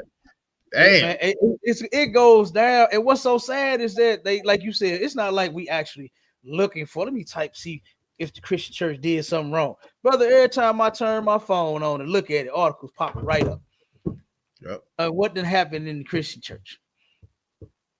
You understand? So no, we ain't looking for it. It's falling in our lap. All right. Right. So let's finish this one. I asked a friend of mine if she would do it for us, and she was like, if I do, we're taking it to our grave. He had me to tell her. Let me pause it right there. It's a whole bunch of sisters. They know that they doing nasty, sick shit. And they say stuff like that. We're going to take it to our grave, girl. We're going to take it to our grave. How about not being nasty? How about that? How about not being filthy and disgusting to where you got to take anything in your grave? Guess what? I ain't taking nothing to my grave but the goddamn ISUPK t-shirt and the damn fringes on the side of my pants and my garment that they gonna bury me in. That's it. And my crown, I got to get put in there with the crown on. Goddamn right, sir. Crown. You understand me? Goddamn right. I love my crown. You hear me? Put all my shit on me. Goddamn it, my goddamn rings with the shield of David on it, my wristbands, everything with the shield of David on. Put it in there. You understand? Close the goddamn box and bury me with that. I ain't got no nasty ass secrets. I don't do gay shit and nasty shit and sick shit and adultery, and I don't do none of that. So I don't have anything to take to my grave other than what I just told you. That's what they're gonna put me in. That's what they're gonna put on me. That's what I'm taking to my grave. Is that, you know what else I'm going with my grave with? A clear goddamn conscience. Something that you Christians just will never know about. All the filth that you got to keep hiding and you're killing yourself inside. Then you end up doing like her and you unalive somebody else. All because of what you going through, what you done did and what you done been through and all the shit that you turn around and you just can't hide no more. And you just can't keep it. You can't control yourself and all that. You're going to turn around and do like this, sister, and unalive somebody unnecessarily. When there is a way, guess what? You can turn around and live a clean life. You can live a clean life and have a clean conscience, just like me. Just like me. I got a clear conscience. I ain't turning around and doing nothing sick, nothing nasty, nothing wrong, nothing evil, nothing wicked. Ain't doing none of that. None of that. So like I said, you ain't got to turn around and tell nobody. I've never had a conversation with any of my brothers talking about, hey, we're gonna take this one to our grave. We're gonna take this to our grave. You understand? Me and my Shale ain't never had such conversations like that. It's always been about the work and us being brothers and us actually serving the Most High. We ain't got no secrets. Hey man, hey my Shale, don't tell Cap, man. We going to our graves with this. Don't tell General Hyman, man. We going to our grave with this. We don't do that shit here. We don't do what you do in the Christian church. We don't do that. But you got to hide all your secrets. You understand? Well, guess what? We have learned to not have none. Got no goddamn secrets. You ain't nothing secret coming out about me. Go ahead. So like if I could, Cap. Nah, Cap, that's a heavy thing, right? And I want to say the water to you, you know what I'm saying? And you know, Commander Junior Yohanan and hold down his truth is to have men above us to know that nasty shit that no, man. You know what I'm saying? Yeah. That's crazy because you grow up in the house and what the people in your house always say? What happened in this house? Stay in this house. Yeah. You know what I'm saying? That's such a wicked thing. You know what I'm saying? Like Cal, like you said, man, we ain't got no secret and shit we going to the grave with. I'm gonna take this to my man. Come on, man. Then you extending that to your children. You know what I'm saying? What stays in this house, what happened in this house stays in this house. You know what I'm saying? And they end up growing up being some nasty, filthy individuals that's living with demons and oh man, if some of the stuff, if some of them bones fall out of that closet, a lot of y'all gonna unalive yourself, sir. You know what I'm saying? It's a lot. Yeah, or someone else, like what this sister did. You either unalive yourself or someone else, man. This shit it's not worth it. It's not worth it. But that's what you get when you nasty as shit. This is what you're going to get. And one thing that I wanted to get to that they didn't get to in this video is her childhood. They wanted to talk about her childhood. And there's some other things that's going to come out. So let me get to it, Marshawn.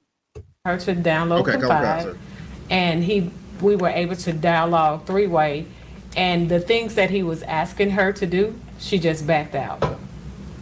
So he wanted to get real freaky and real nasty and real filthy and real disgusting. I could imagine that he was kind of like Gorilla Hebrew. He wanted a strap on and he wanted dildos up his ass. He wanted his butt licked by the freak, and you know what I'm saying, all kind of nasty, filthy, disgusting shit. And she said, "Oh no, y'all, nah, y'all a little too much for me. I ain't doing all that."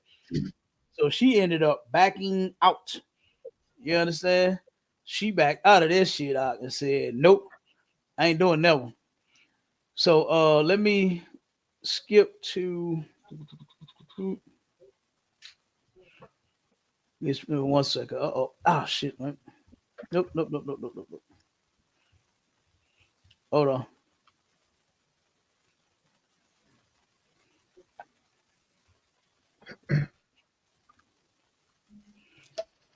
on. Think.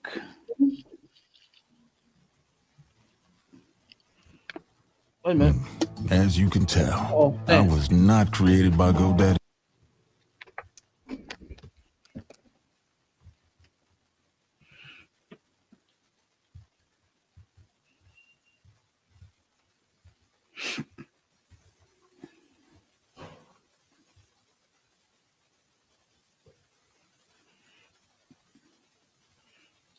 I think it's right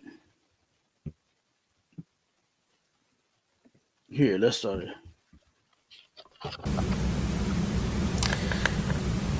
As I was performing oral sex on him, No, he began to throw. Wait a minute. Yes, it is. This is it right here. I'm not going to do this treatment. Like, it's no. I went to the lounge. I still had some gifts to give him, and he was coming out. And right here, she was explaining how things started going south and how it all started going sour. Right, to once having a wonderful relationship. They actually met when she was married to someone else. She turned around, and this is her second marriage. Right. The sister. Oh, I'm sorry. The sister has some mental issues. They're gonna get to that. She turned around in her first marriage. When it ended, she claimed her first husband was asking her to do some things that she did not want to do, that she ended up doing anyway. As we can see, she was willing to do. Right. So the first husband was like, "Well, you know what? I ain't the one for you then." So he ended up getting rid of her, threw her away, and that's how Christians do. That's how Christians do. She was okay. So let me go back just a little bit. Let me go back just a little bit. When they asked her about her childhood, she was raised by a pastor, right? And they didn't say it on this video, but I'm sure when you dig into this sister's childhood, she'd have been molested probably by their stepfather and probably by some family members.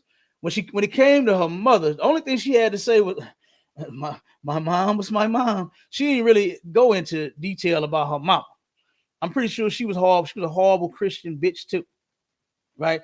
So this young lady, as a child, I'm sure she grew up in a horrible setting. A lot of our children do, with old nasty, perverted stepfathers and uncles and cousins and evil and abusive mothers and all kinds of mess, man.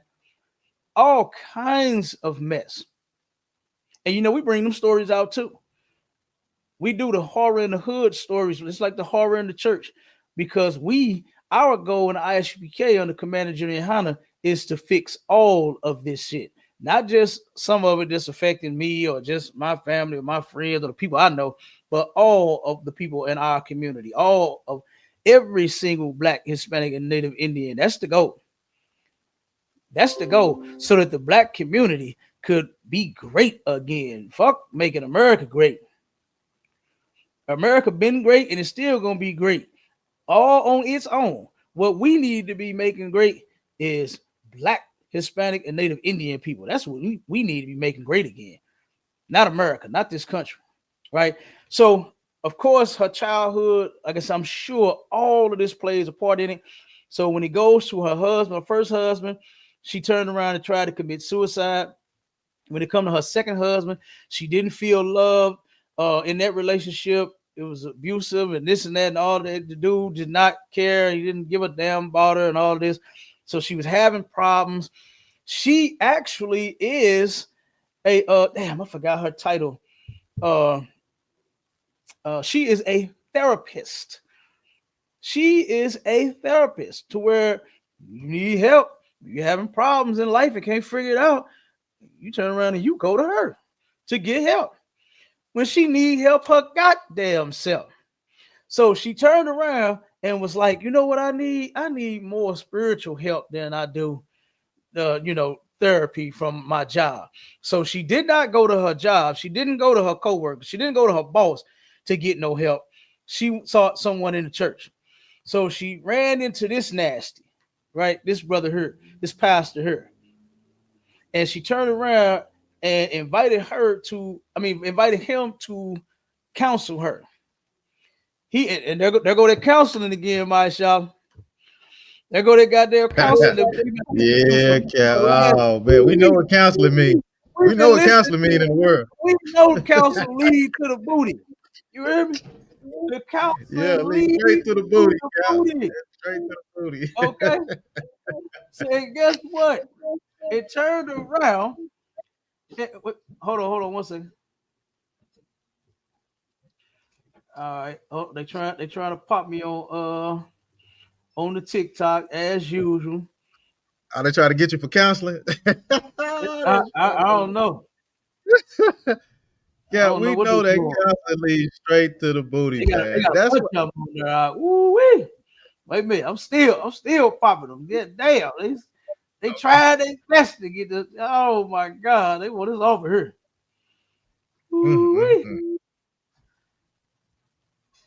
Man, about 9-10 of these things. Damn, get a life. And whoever is doing it, man, fuck you. Y'all listen and watch all kind of shit all day long, but because we are against the shit that's actually harming our people, y'all want to sit and flag me all goddamn day.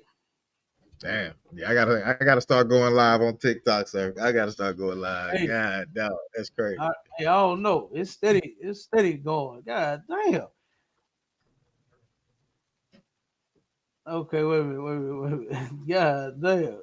I ain't finna worry about it. I'm gonna just keep rolling. Shit. Come on, sir. Anyway, so she turned around and where was I at? Okay, so she turned around and seek him for counsel, right? And she pointed out something. She did once with him, and she had him come to her office because she claimed she needed a safe space. So she ended up having the brother come to her office. He did, and she said she noticed something strange about him. And she brought it up the second time because the second time he was not like he was on the first time. So what was strange about him the first time was he had his hands in his pocket. And he just sat there with his hands in his pocket the whole time. The second time he showed up, he got his hands out of his pocket this time. She asked him, she said, why were you sitting the way that you were the first counsel with your hands in your pocket? Right? And he said, oh, I had to control myself. Then turned around and started tongue kissing the sister. Then ended up getting adultery with her right then and there. Knowing she got a husband. Go ahead. Now, so like I said, there go that counseling. That's that counseling. But this time he wasn't worried about controlling himself. Now he wasn't worried about it. Now he was ready. As soon as she asked him that, said he went in, started tongue kissing, what she called kissed her very passionately, and there it was. It started from there. There started this life of this downhill spiral, fall, tumble, crumble, snowball effect, all of that. That's where it started at. You already got a man. You ain't even happy in the shit that you in now. And you go to one of these so-called spiritual leaders for counsel, and you end up getting fucked. Literally. I'm telling you where you should go if you need counsel. If your life is a mess and you want it fixed, you better come to the men in the ISUPK under Commander General YAHANNA, or you will get fucked. I'm telling you. I'm promising you this. It happened. Go back and watch the video. That's exactly what happened to her. Let me keep going so we can get to the last little bit. We laughed it off, and then as we began to engage in. So now she's describing a time to where she claimed she was going to break up with him because of how he was treating her. So she met up with him at the hotel, told him, you know, I actually came to break up with you. But what he did was he ended up saying, give me a kiss, give me a hug.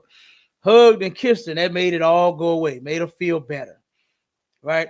So then she said she told him that, oh, you know, I came to break up with you. His response was, why ain't you do it then? So they ended up laughing it off. That's what she's talking about now. The point where they actually laughed off the fact that she was going to break up with him, but did not. All right. So now she's going to describe what actually led her to wanting to unalive herself and what ultimately led to the unaliving of him. This was like the final straw right here. What I thought was going to be lovemaking was not that night.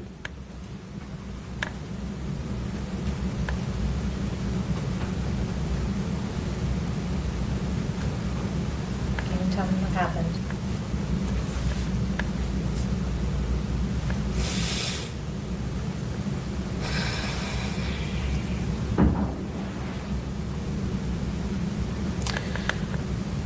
As I was performing oral sex on him, he began to thrust himself inside my mouth really hard. And I told him that was hurting. Then he grabbed my hair. I had long hair, and he wrapped my hair around his hand and he started yanking it. And when he wasn't thrusting himself in my mouth, he was pulling my hair really hard. And with his other hand, he would just hit me and hit me and hit me. And I was like, it's hurting. And he was like, you better not bite me. You better not bite me. And then after that, we had sex, and it was just rough, and it was hard, and it was just not what I was used to. And then once we finished, something he never ever does was he rolled over and just gave me the cold shoulder, and I was like, you're not gonna hold me? And he was like, no, and just went to sleep. I like making my podcast. So she was saying that this kind of like was the straw that broke the camel's back, right? To where turn around and the man was thrusting himself instead of, you know, saying it being good to her, a good thrust. She started smacking her in her head. I don't know what fool would have a woman in that position and then smack her and punch her all in the goddamn head. And then say, you better not bite me. You might get bit, dummy. And here's the thing, right? I don't know what kind of demons this brother got, but I want sex and that thrusting to be good. Not no, you know what I'm saying? Punch you and smack you in your damn head where you start crying and shit. I ain't trying. Like, I mean, the women like getting beat up, but they don't like getting beat up, if you understand what I'm talking about. Right. You understand? Salakia. They love getting beat up, but they don't like getting beat up, brother. You understand? And if any man have to abuse a woman to get some sex out of it, something wrong with you. You need to evaluate yourself. It all makes sense now, Cap. Wrong with you if you can't. If this your one, he was already with her, and like I'm telling you, I believe ultimately he don't like women. He was playing this off. If you go back and watch this video, he admits to wanting to be single. He said he didn't know what being single was. Right. So he wanted to be in what they called a non-ethical monogamous relationship. That's what he called it. That's the invention that he sought out. That's where Solomon turned around and was looking for 1,000 men and only found one.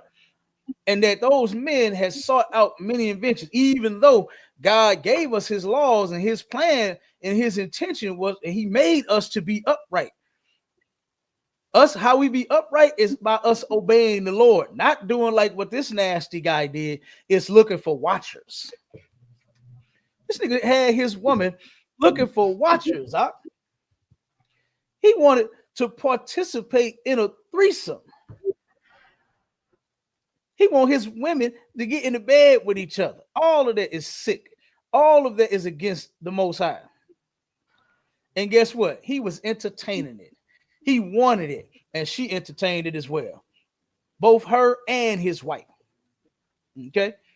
So now she's describing, like I said, she was going into how everything just started going downhill. How the man wasn't taking her on trips and wasn't really, seeing her as much and wasn't calling her. So she said, you know what? I'm going to break up with this dude. But she turned around and said, you know what? This ain't good enough. This is not good enough. Okay. So this is when she developed the plan to, she actually tried on this time right here. You're going to hear it. Let me play it. This happened to me. She's wondering, why does this always happen to me? You are evil and you don't even realize it. You're not a victim. She's no victim. Okay. Whatever she was getting, she deserved it. The Lord is going to make sure that you don't live a happy life when you don't obey him. It's just not going to happen. What they say, my son, live your best life. You are not going to live your best life disobeying the Lord. It's in the Bible. This sister was successful. She had a nice job, nice house, nice car, had a little change on her. She had it going on. She's a beautiful sister, right? But guess what? She wasn't right either. Same filthy shit that she's describing about him. Guess what? It goes for her too. It goes for her too. Because you was with a man and you were sleeping with another man. You started sleeping with another man, claiming that this other man was giving you everything that you wasn't getting from the other man. Even when it came to sex, they like, damn, you wasn't getting no affection at home? Nope. He wasn't talking to me nice and this and that. What about sex? Well, not like that. You get no excuse to be a whore. You understand? The Lord commanded us. It's in the Bible. He commanded for our women not to be whores and for our men not to be sissies, not to be homosexuals. And it's in Deuteronomy 23:17. It says, there shall be no whore of the daughters of Israel. Every Black, Hispanic, and Native Indian woman, you are not supposed to be a whore of any sort, whether it's sleeping with other women, cheating on your man, or being single and having wants and needs and doing what you want, going and getting your wants and needs met, and then going back home single. It don't matter how you play it. The Lord said, none of you, no Black woman is supposed to be a whore. No Hispanic and Native Indian woman is supposed to be a whore at all. Give a damn what your excuse is. And then it says, nor a sodomite of the sons of Israel. So you are not supposed to be a homosexual man or being a whoremonger, putting women away, sleeping with them, getting all of that good vagina, and then doing them like this. Well, I want to watch her. You are sick too.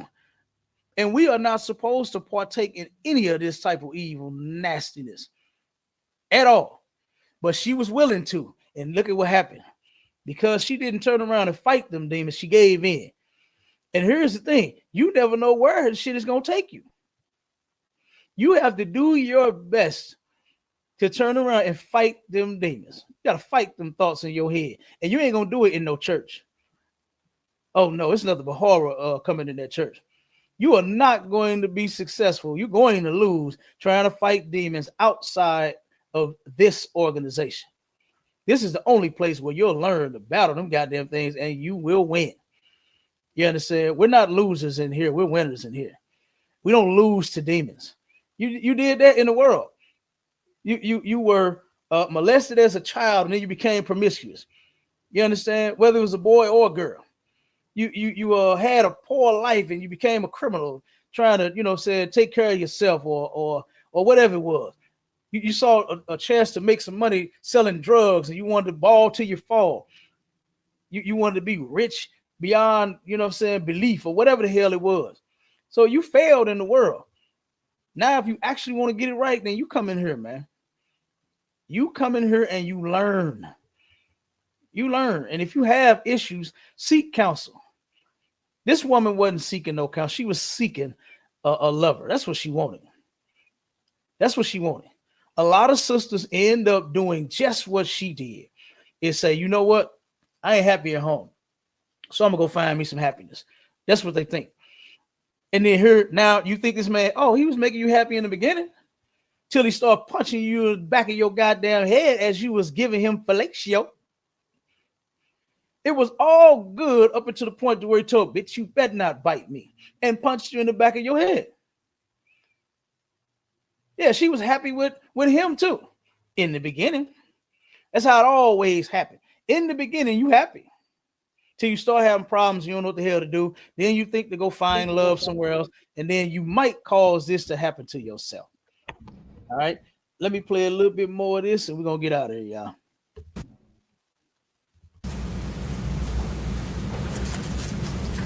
Did you decide anything when you were in that emotional state?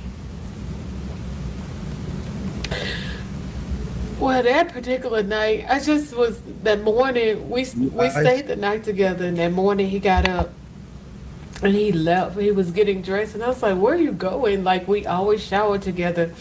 And he was like, and I was like, where are you going with still smelling like me? And he was like, none of your business. I was like, since when did you not tell me your schedule? And he left. Well, he was getting ready to leave. So I got up and I got dressed. And as I got dressed, I grabbed the key card for the room off the thing. And he laughed it off, and I left. And later on, I texted and said, hey, are we meeting up again? And he was like, I'll let you know. Of course, the day went on. I had rearranged everything, thinking that he was going to end up we would see each other earlier that day, but I didn't. And so that night, when I still didn't hear from him, I decided to head to the room. And as I was going, he was there. But in my wanting to head to the room, I had made the decision that I would put myself in front of him, because I just wanted him to feel the pain that he was causing me. So when we got in the room, he was already in there by the time I parked and got in. And I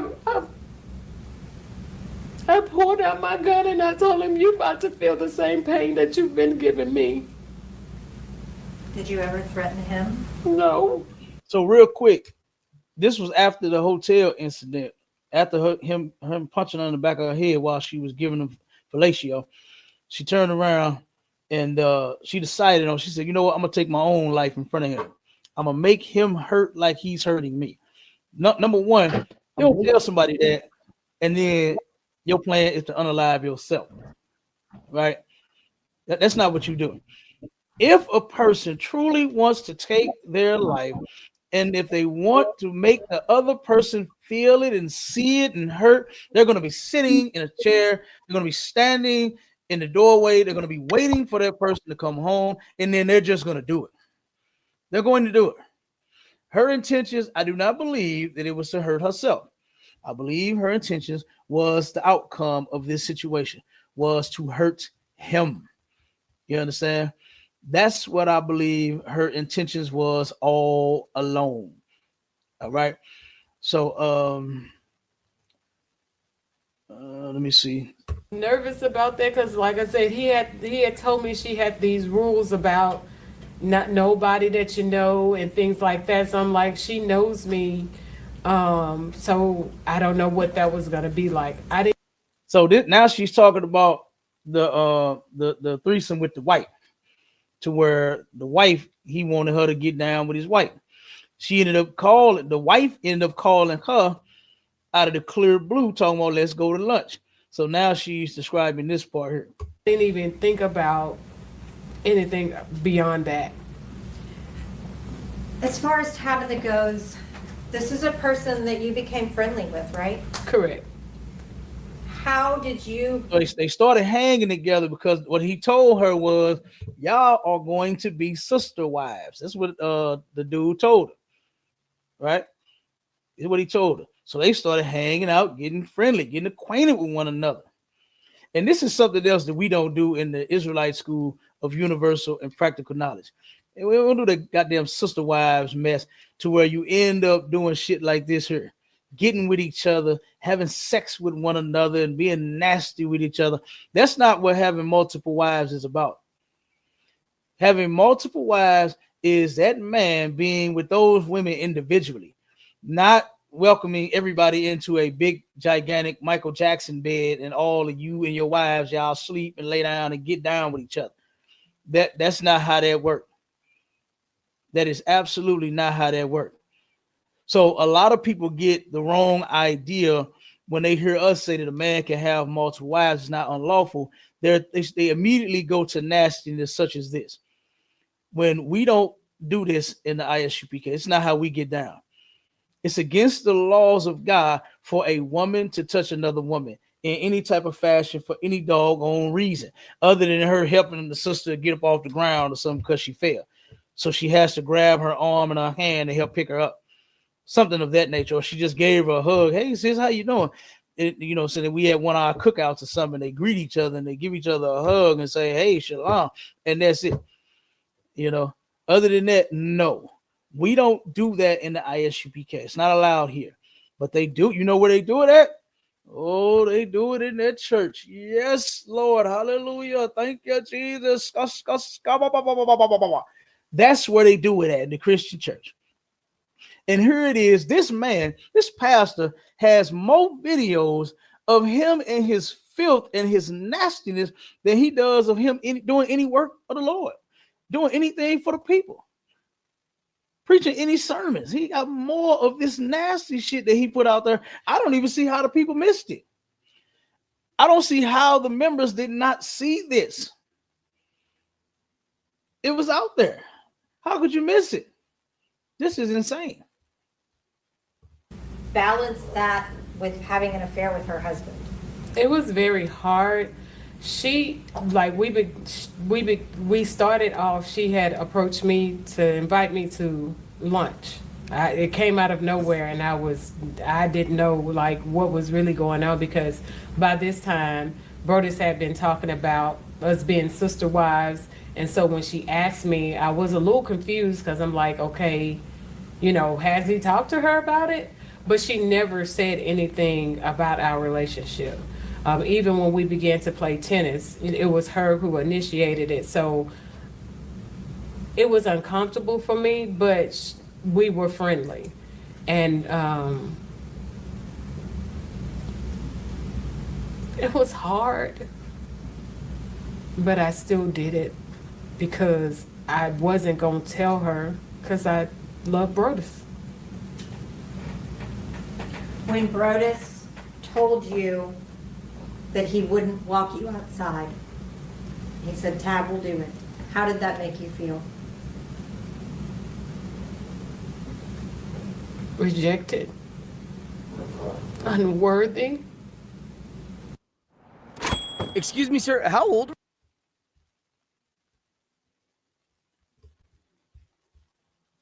Stupid. I was so stupid. And it hurt so bad. Were you angry or were you hurt? I was hurt.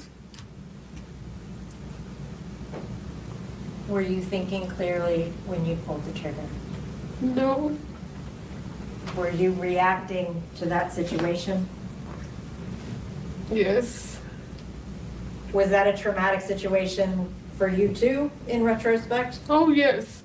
I hate what happened. I'm so very sorry. I never wanted to hurt anybody. I've spent most of my life helping. I never would intentionally try to hurt anybody. Did you ever plan? Never. When you drove to Memphis, were you driving to Memphis to kill Brodus Perry? No. Why did you drive to Memphis? I drove because I just wanted to see him. Why? I wanted him to explain why he did that. Did you hope he would say, we can be together? Yes. Did he give you that hope when you went to the apartment? He did. Did he yank that hope away? He did. As he often did. Did you break in that moment? I shattered. Did you ever intend to hurt Tabitha? No. Did you even realize that you had shot her? No. That's all I have. Cross-examination.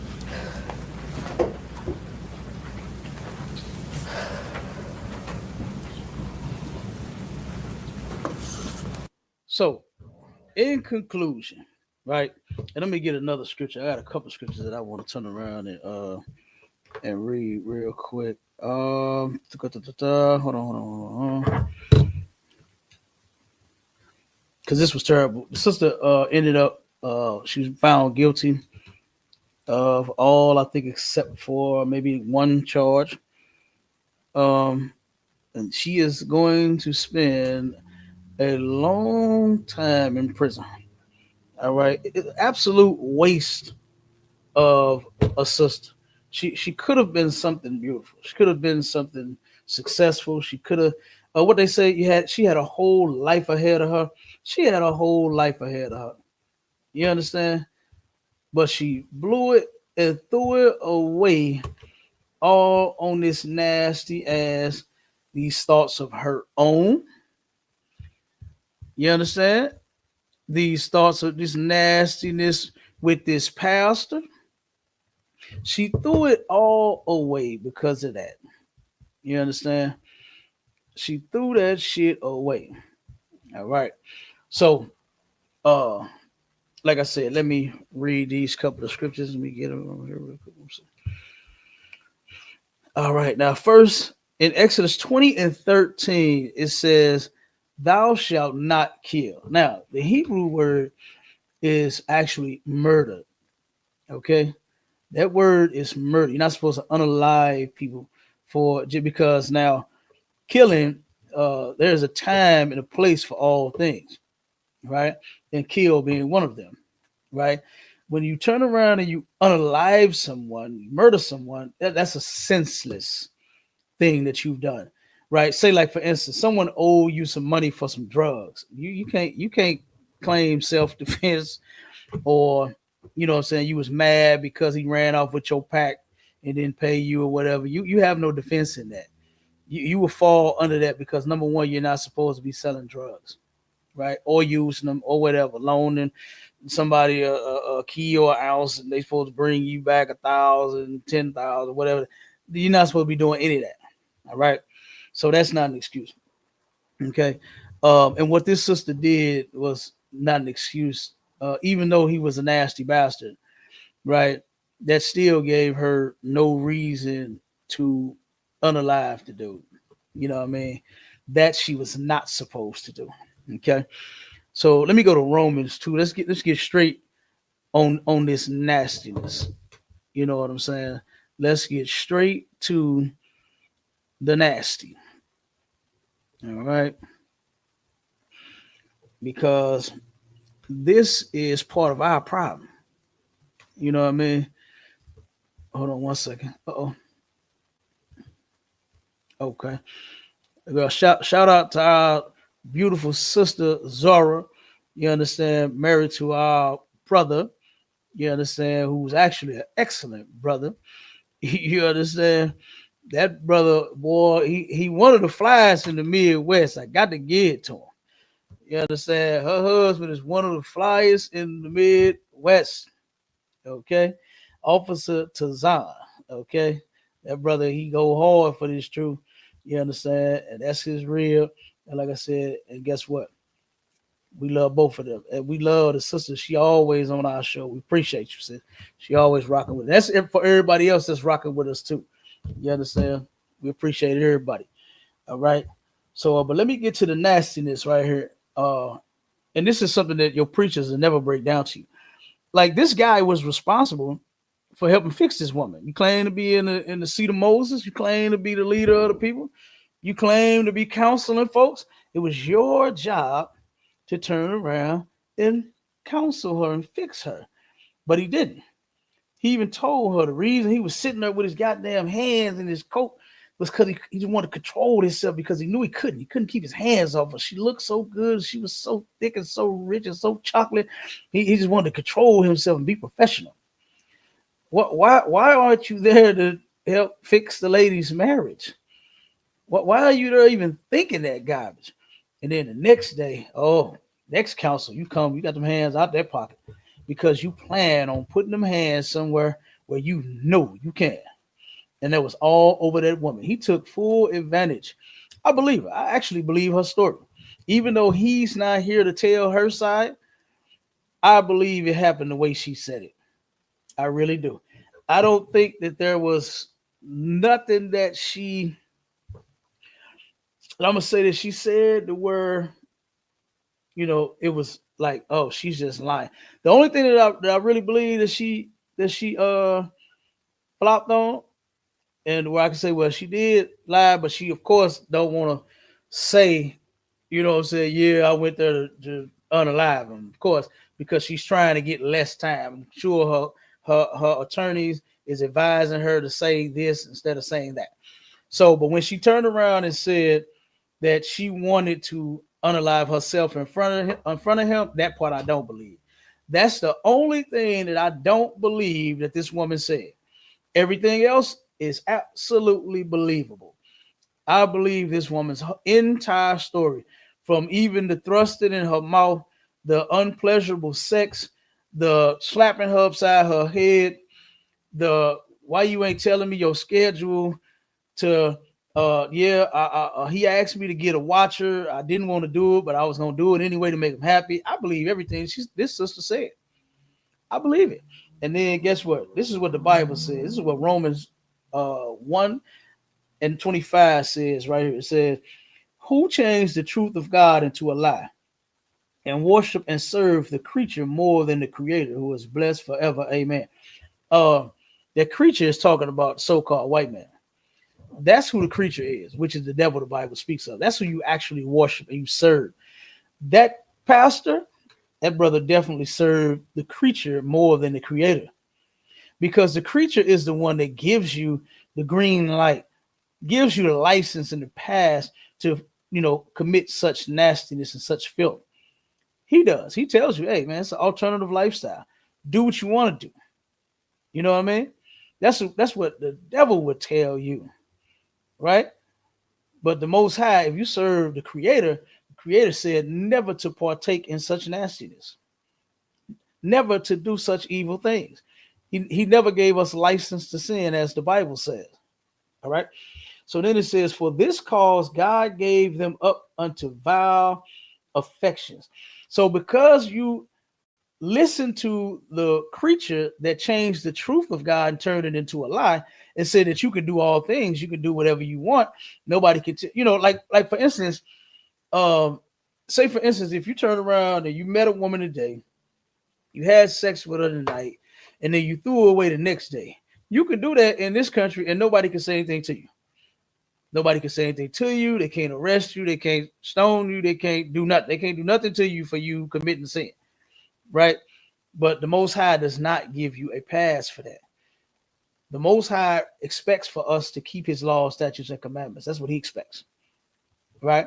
That's what's required out of us, is to keep all of his laws, okay? So for this cause, by you worshiping the creature rather than the creator, God gave you up to vile affections. What is vile affection? Wicked and nasty shit. That's what it is. Vile is wicked and nasty affections. The things that you think is okay. Like, for instance, the pastor thought, you know what? I don't have me a threesome. God gave him up to his affections. His affections was the end of him. God damn. All you wanted was two nasty women in the bed with you, but then instead you got several slugs. You got hit with some hot iron. It's not even worth it. It's not even worth it, man.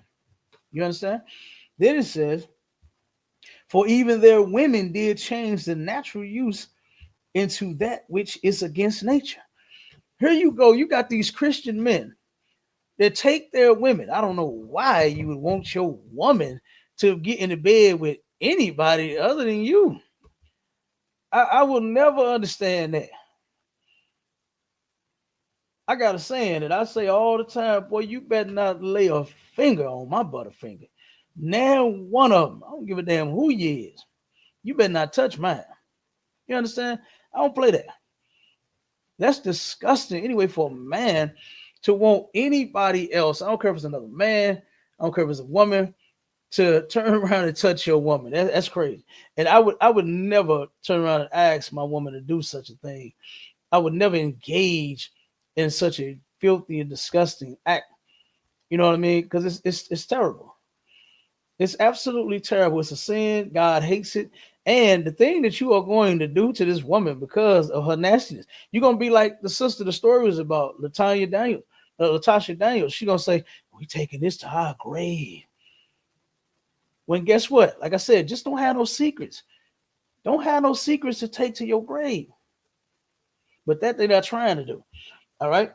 So then these women did what's against nature. And what's against nature is for a woman to be with a man, right? That's doing, I'm sorry. That's what you was intended for. When it comes to sex, your body was made for a man, not for a woman. All right. Not for you to engage and not for another man to have if you got one. If you got a man, your body was made, that's his body. It belongs to him. And you are not to give that to anyone else. All right.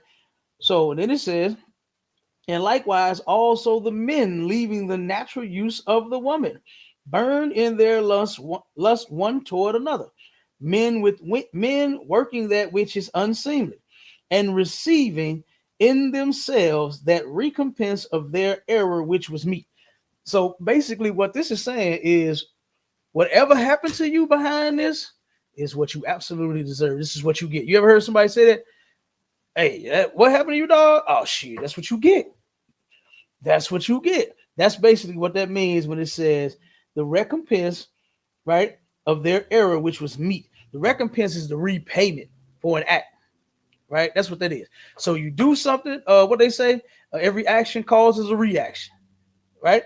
So when you turn around and you do something filthy and disgusting, like try to set up a threesome with your wife and your side chick and another chick, and you want to, what do you call it? He wanted to be in an unethical monogamous relationship, whatever silly shit he made up, whatever stupidness you could think of. If you wanted to have sex, the pastor should have picked a woman. And yes, he can have 2 or 3 or more if he wants, but just not together. You know, you can have 2 women, one live over here, the other live over there. You can go over her house how many times you want. You can go over her house how many times you want. But not trying to bring them together. That's unlawful. Okay. So then let me see. Let me get this last couple of scriptures and then we're gonna get out of here. All right. So something else that the sister that I didn't get the chance to play was the sister admitted to having depression and suicidal ideation, right? And of course, you know what depression is. She's sad, and, you know what I'm saying, really don't feel any worth and this and that. She's always down, stuff like that, right? She has suffered from that from her childhood, from her trauma that happened to her as a child. I'm sure she turned around and went through some horrible things as a kid. You could tell it was her, wasn't it? She didn't absolutely say it on this video, but I know it's there. It all started when she was a kid. Then when she grew up, got into these relationships, started getting her heart broke, it spiraled down from there, started getting even worse from there. Okay? Snowball effect. As a child, the ball was rolling, and then when she became an adult, it got bigger and bigger and bigger and bigger and bigger. Okay? So, let me get the other scripture. Suicidal ideation is when you not necessarily mean that you want to kill yourself or unalive yourself, but it's that you have that you're preoccupied with death like all the time. You got death on your mind. It could be yourself or it could be someone else. And in her suicidal ideation, I could believe it may have came across her mind when the brother was making her feel so bad. You understand? To where she did maybe want to unalive herself. But ultimately, the other side kicked in. You understand? The other side kicked in and she took him out instead. All right. So that was horror in the church, man. That's horrible. That was horrible. All right.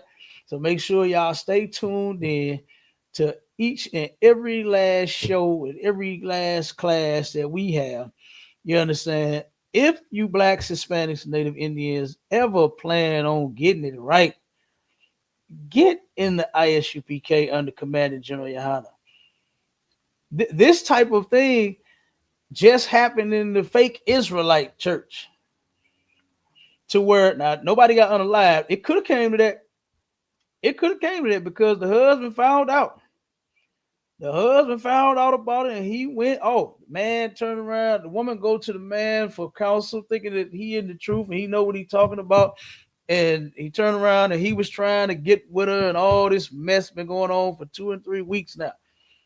You understand? We keep telling you, if you're not in the ISUPK under Commander General YAHANNA, you're not in the truth. You should not be counseling anyone. You should not be trying to teach anyone. You should have a muzzle over your motherfucking mouth and be quiet. That's what you should have. You understand? A muzzle over your goddamn mouth. And you shouldn't be telling nobody shit. Because guess what that brother that they went to did? Was trying to sleep with that man's woman. The same way this pastor did. And look at what happened to him. He lost his life for being a sexual deviant, for being a nasty bastard. You lost your life for being a nasty bastard when you could have had another woman if that's what you wanted. But no, you wanted to go a little further with that. You had to sleep with another woman that you counseling. And I still don't understand that. How in the hell do you want to skeet where another man is skeeting at? I would never understand that. Oh my God. It's disgusting and it's terrible and it's absolutely horror in the church, man. So tune in to our classes. You know what I'm saying? Go to ISUPK.com. You can tune in to all the classes, all the shows. You understand? Make sure y'all tune in this week for our classes and our shows. Don't forget what's coming up on Wednesday, ST.LOUIS Connect podcast with me and myself, and Officer, and I said me and myself. I'm tripping. With myself and Officer Aisha Allah, man. You understand? Going down Wednesday. It's gonna be another good one, I'm telling you. So tune in, everybody. With that, shalom, Israel.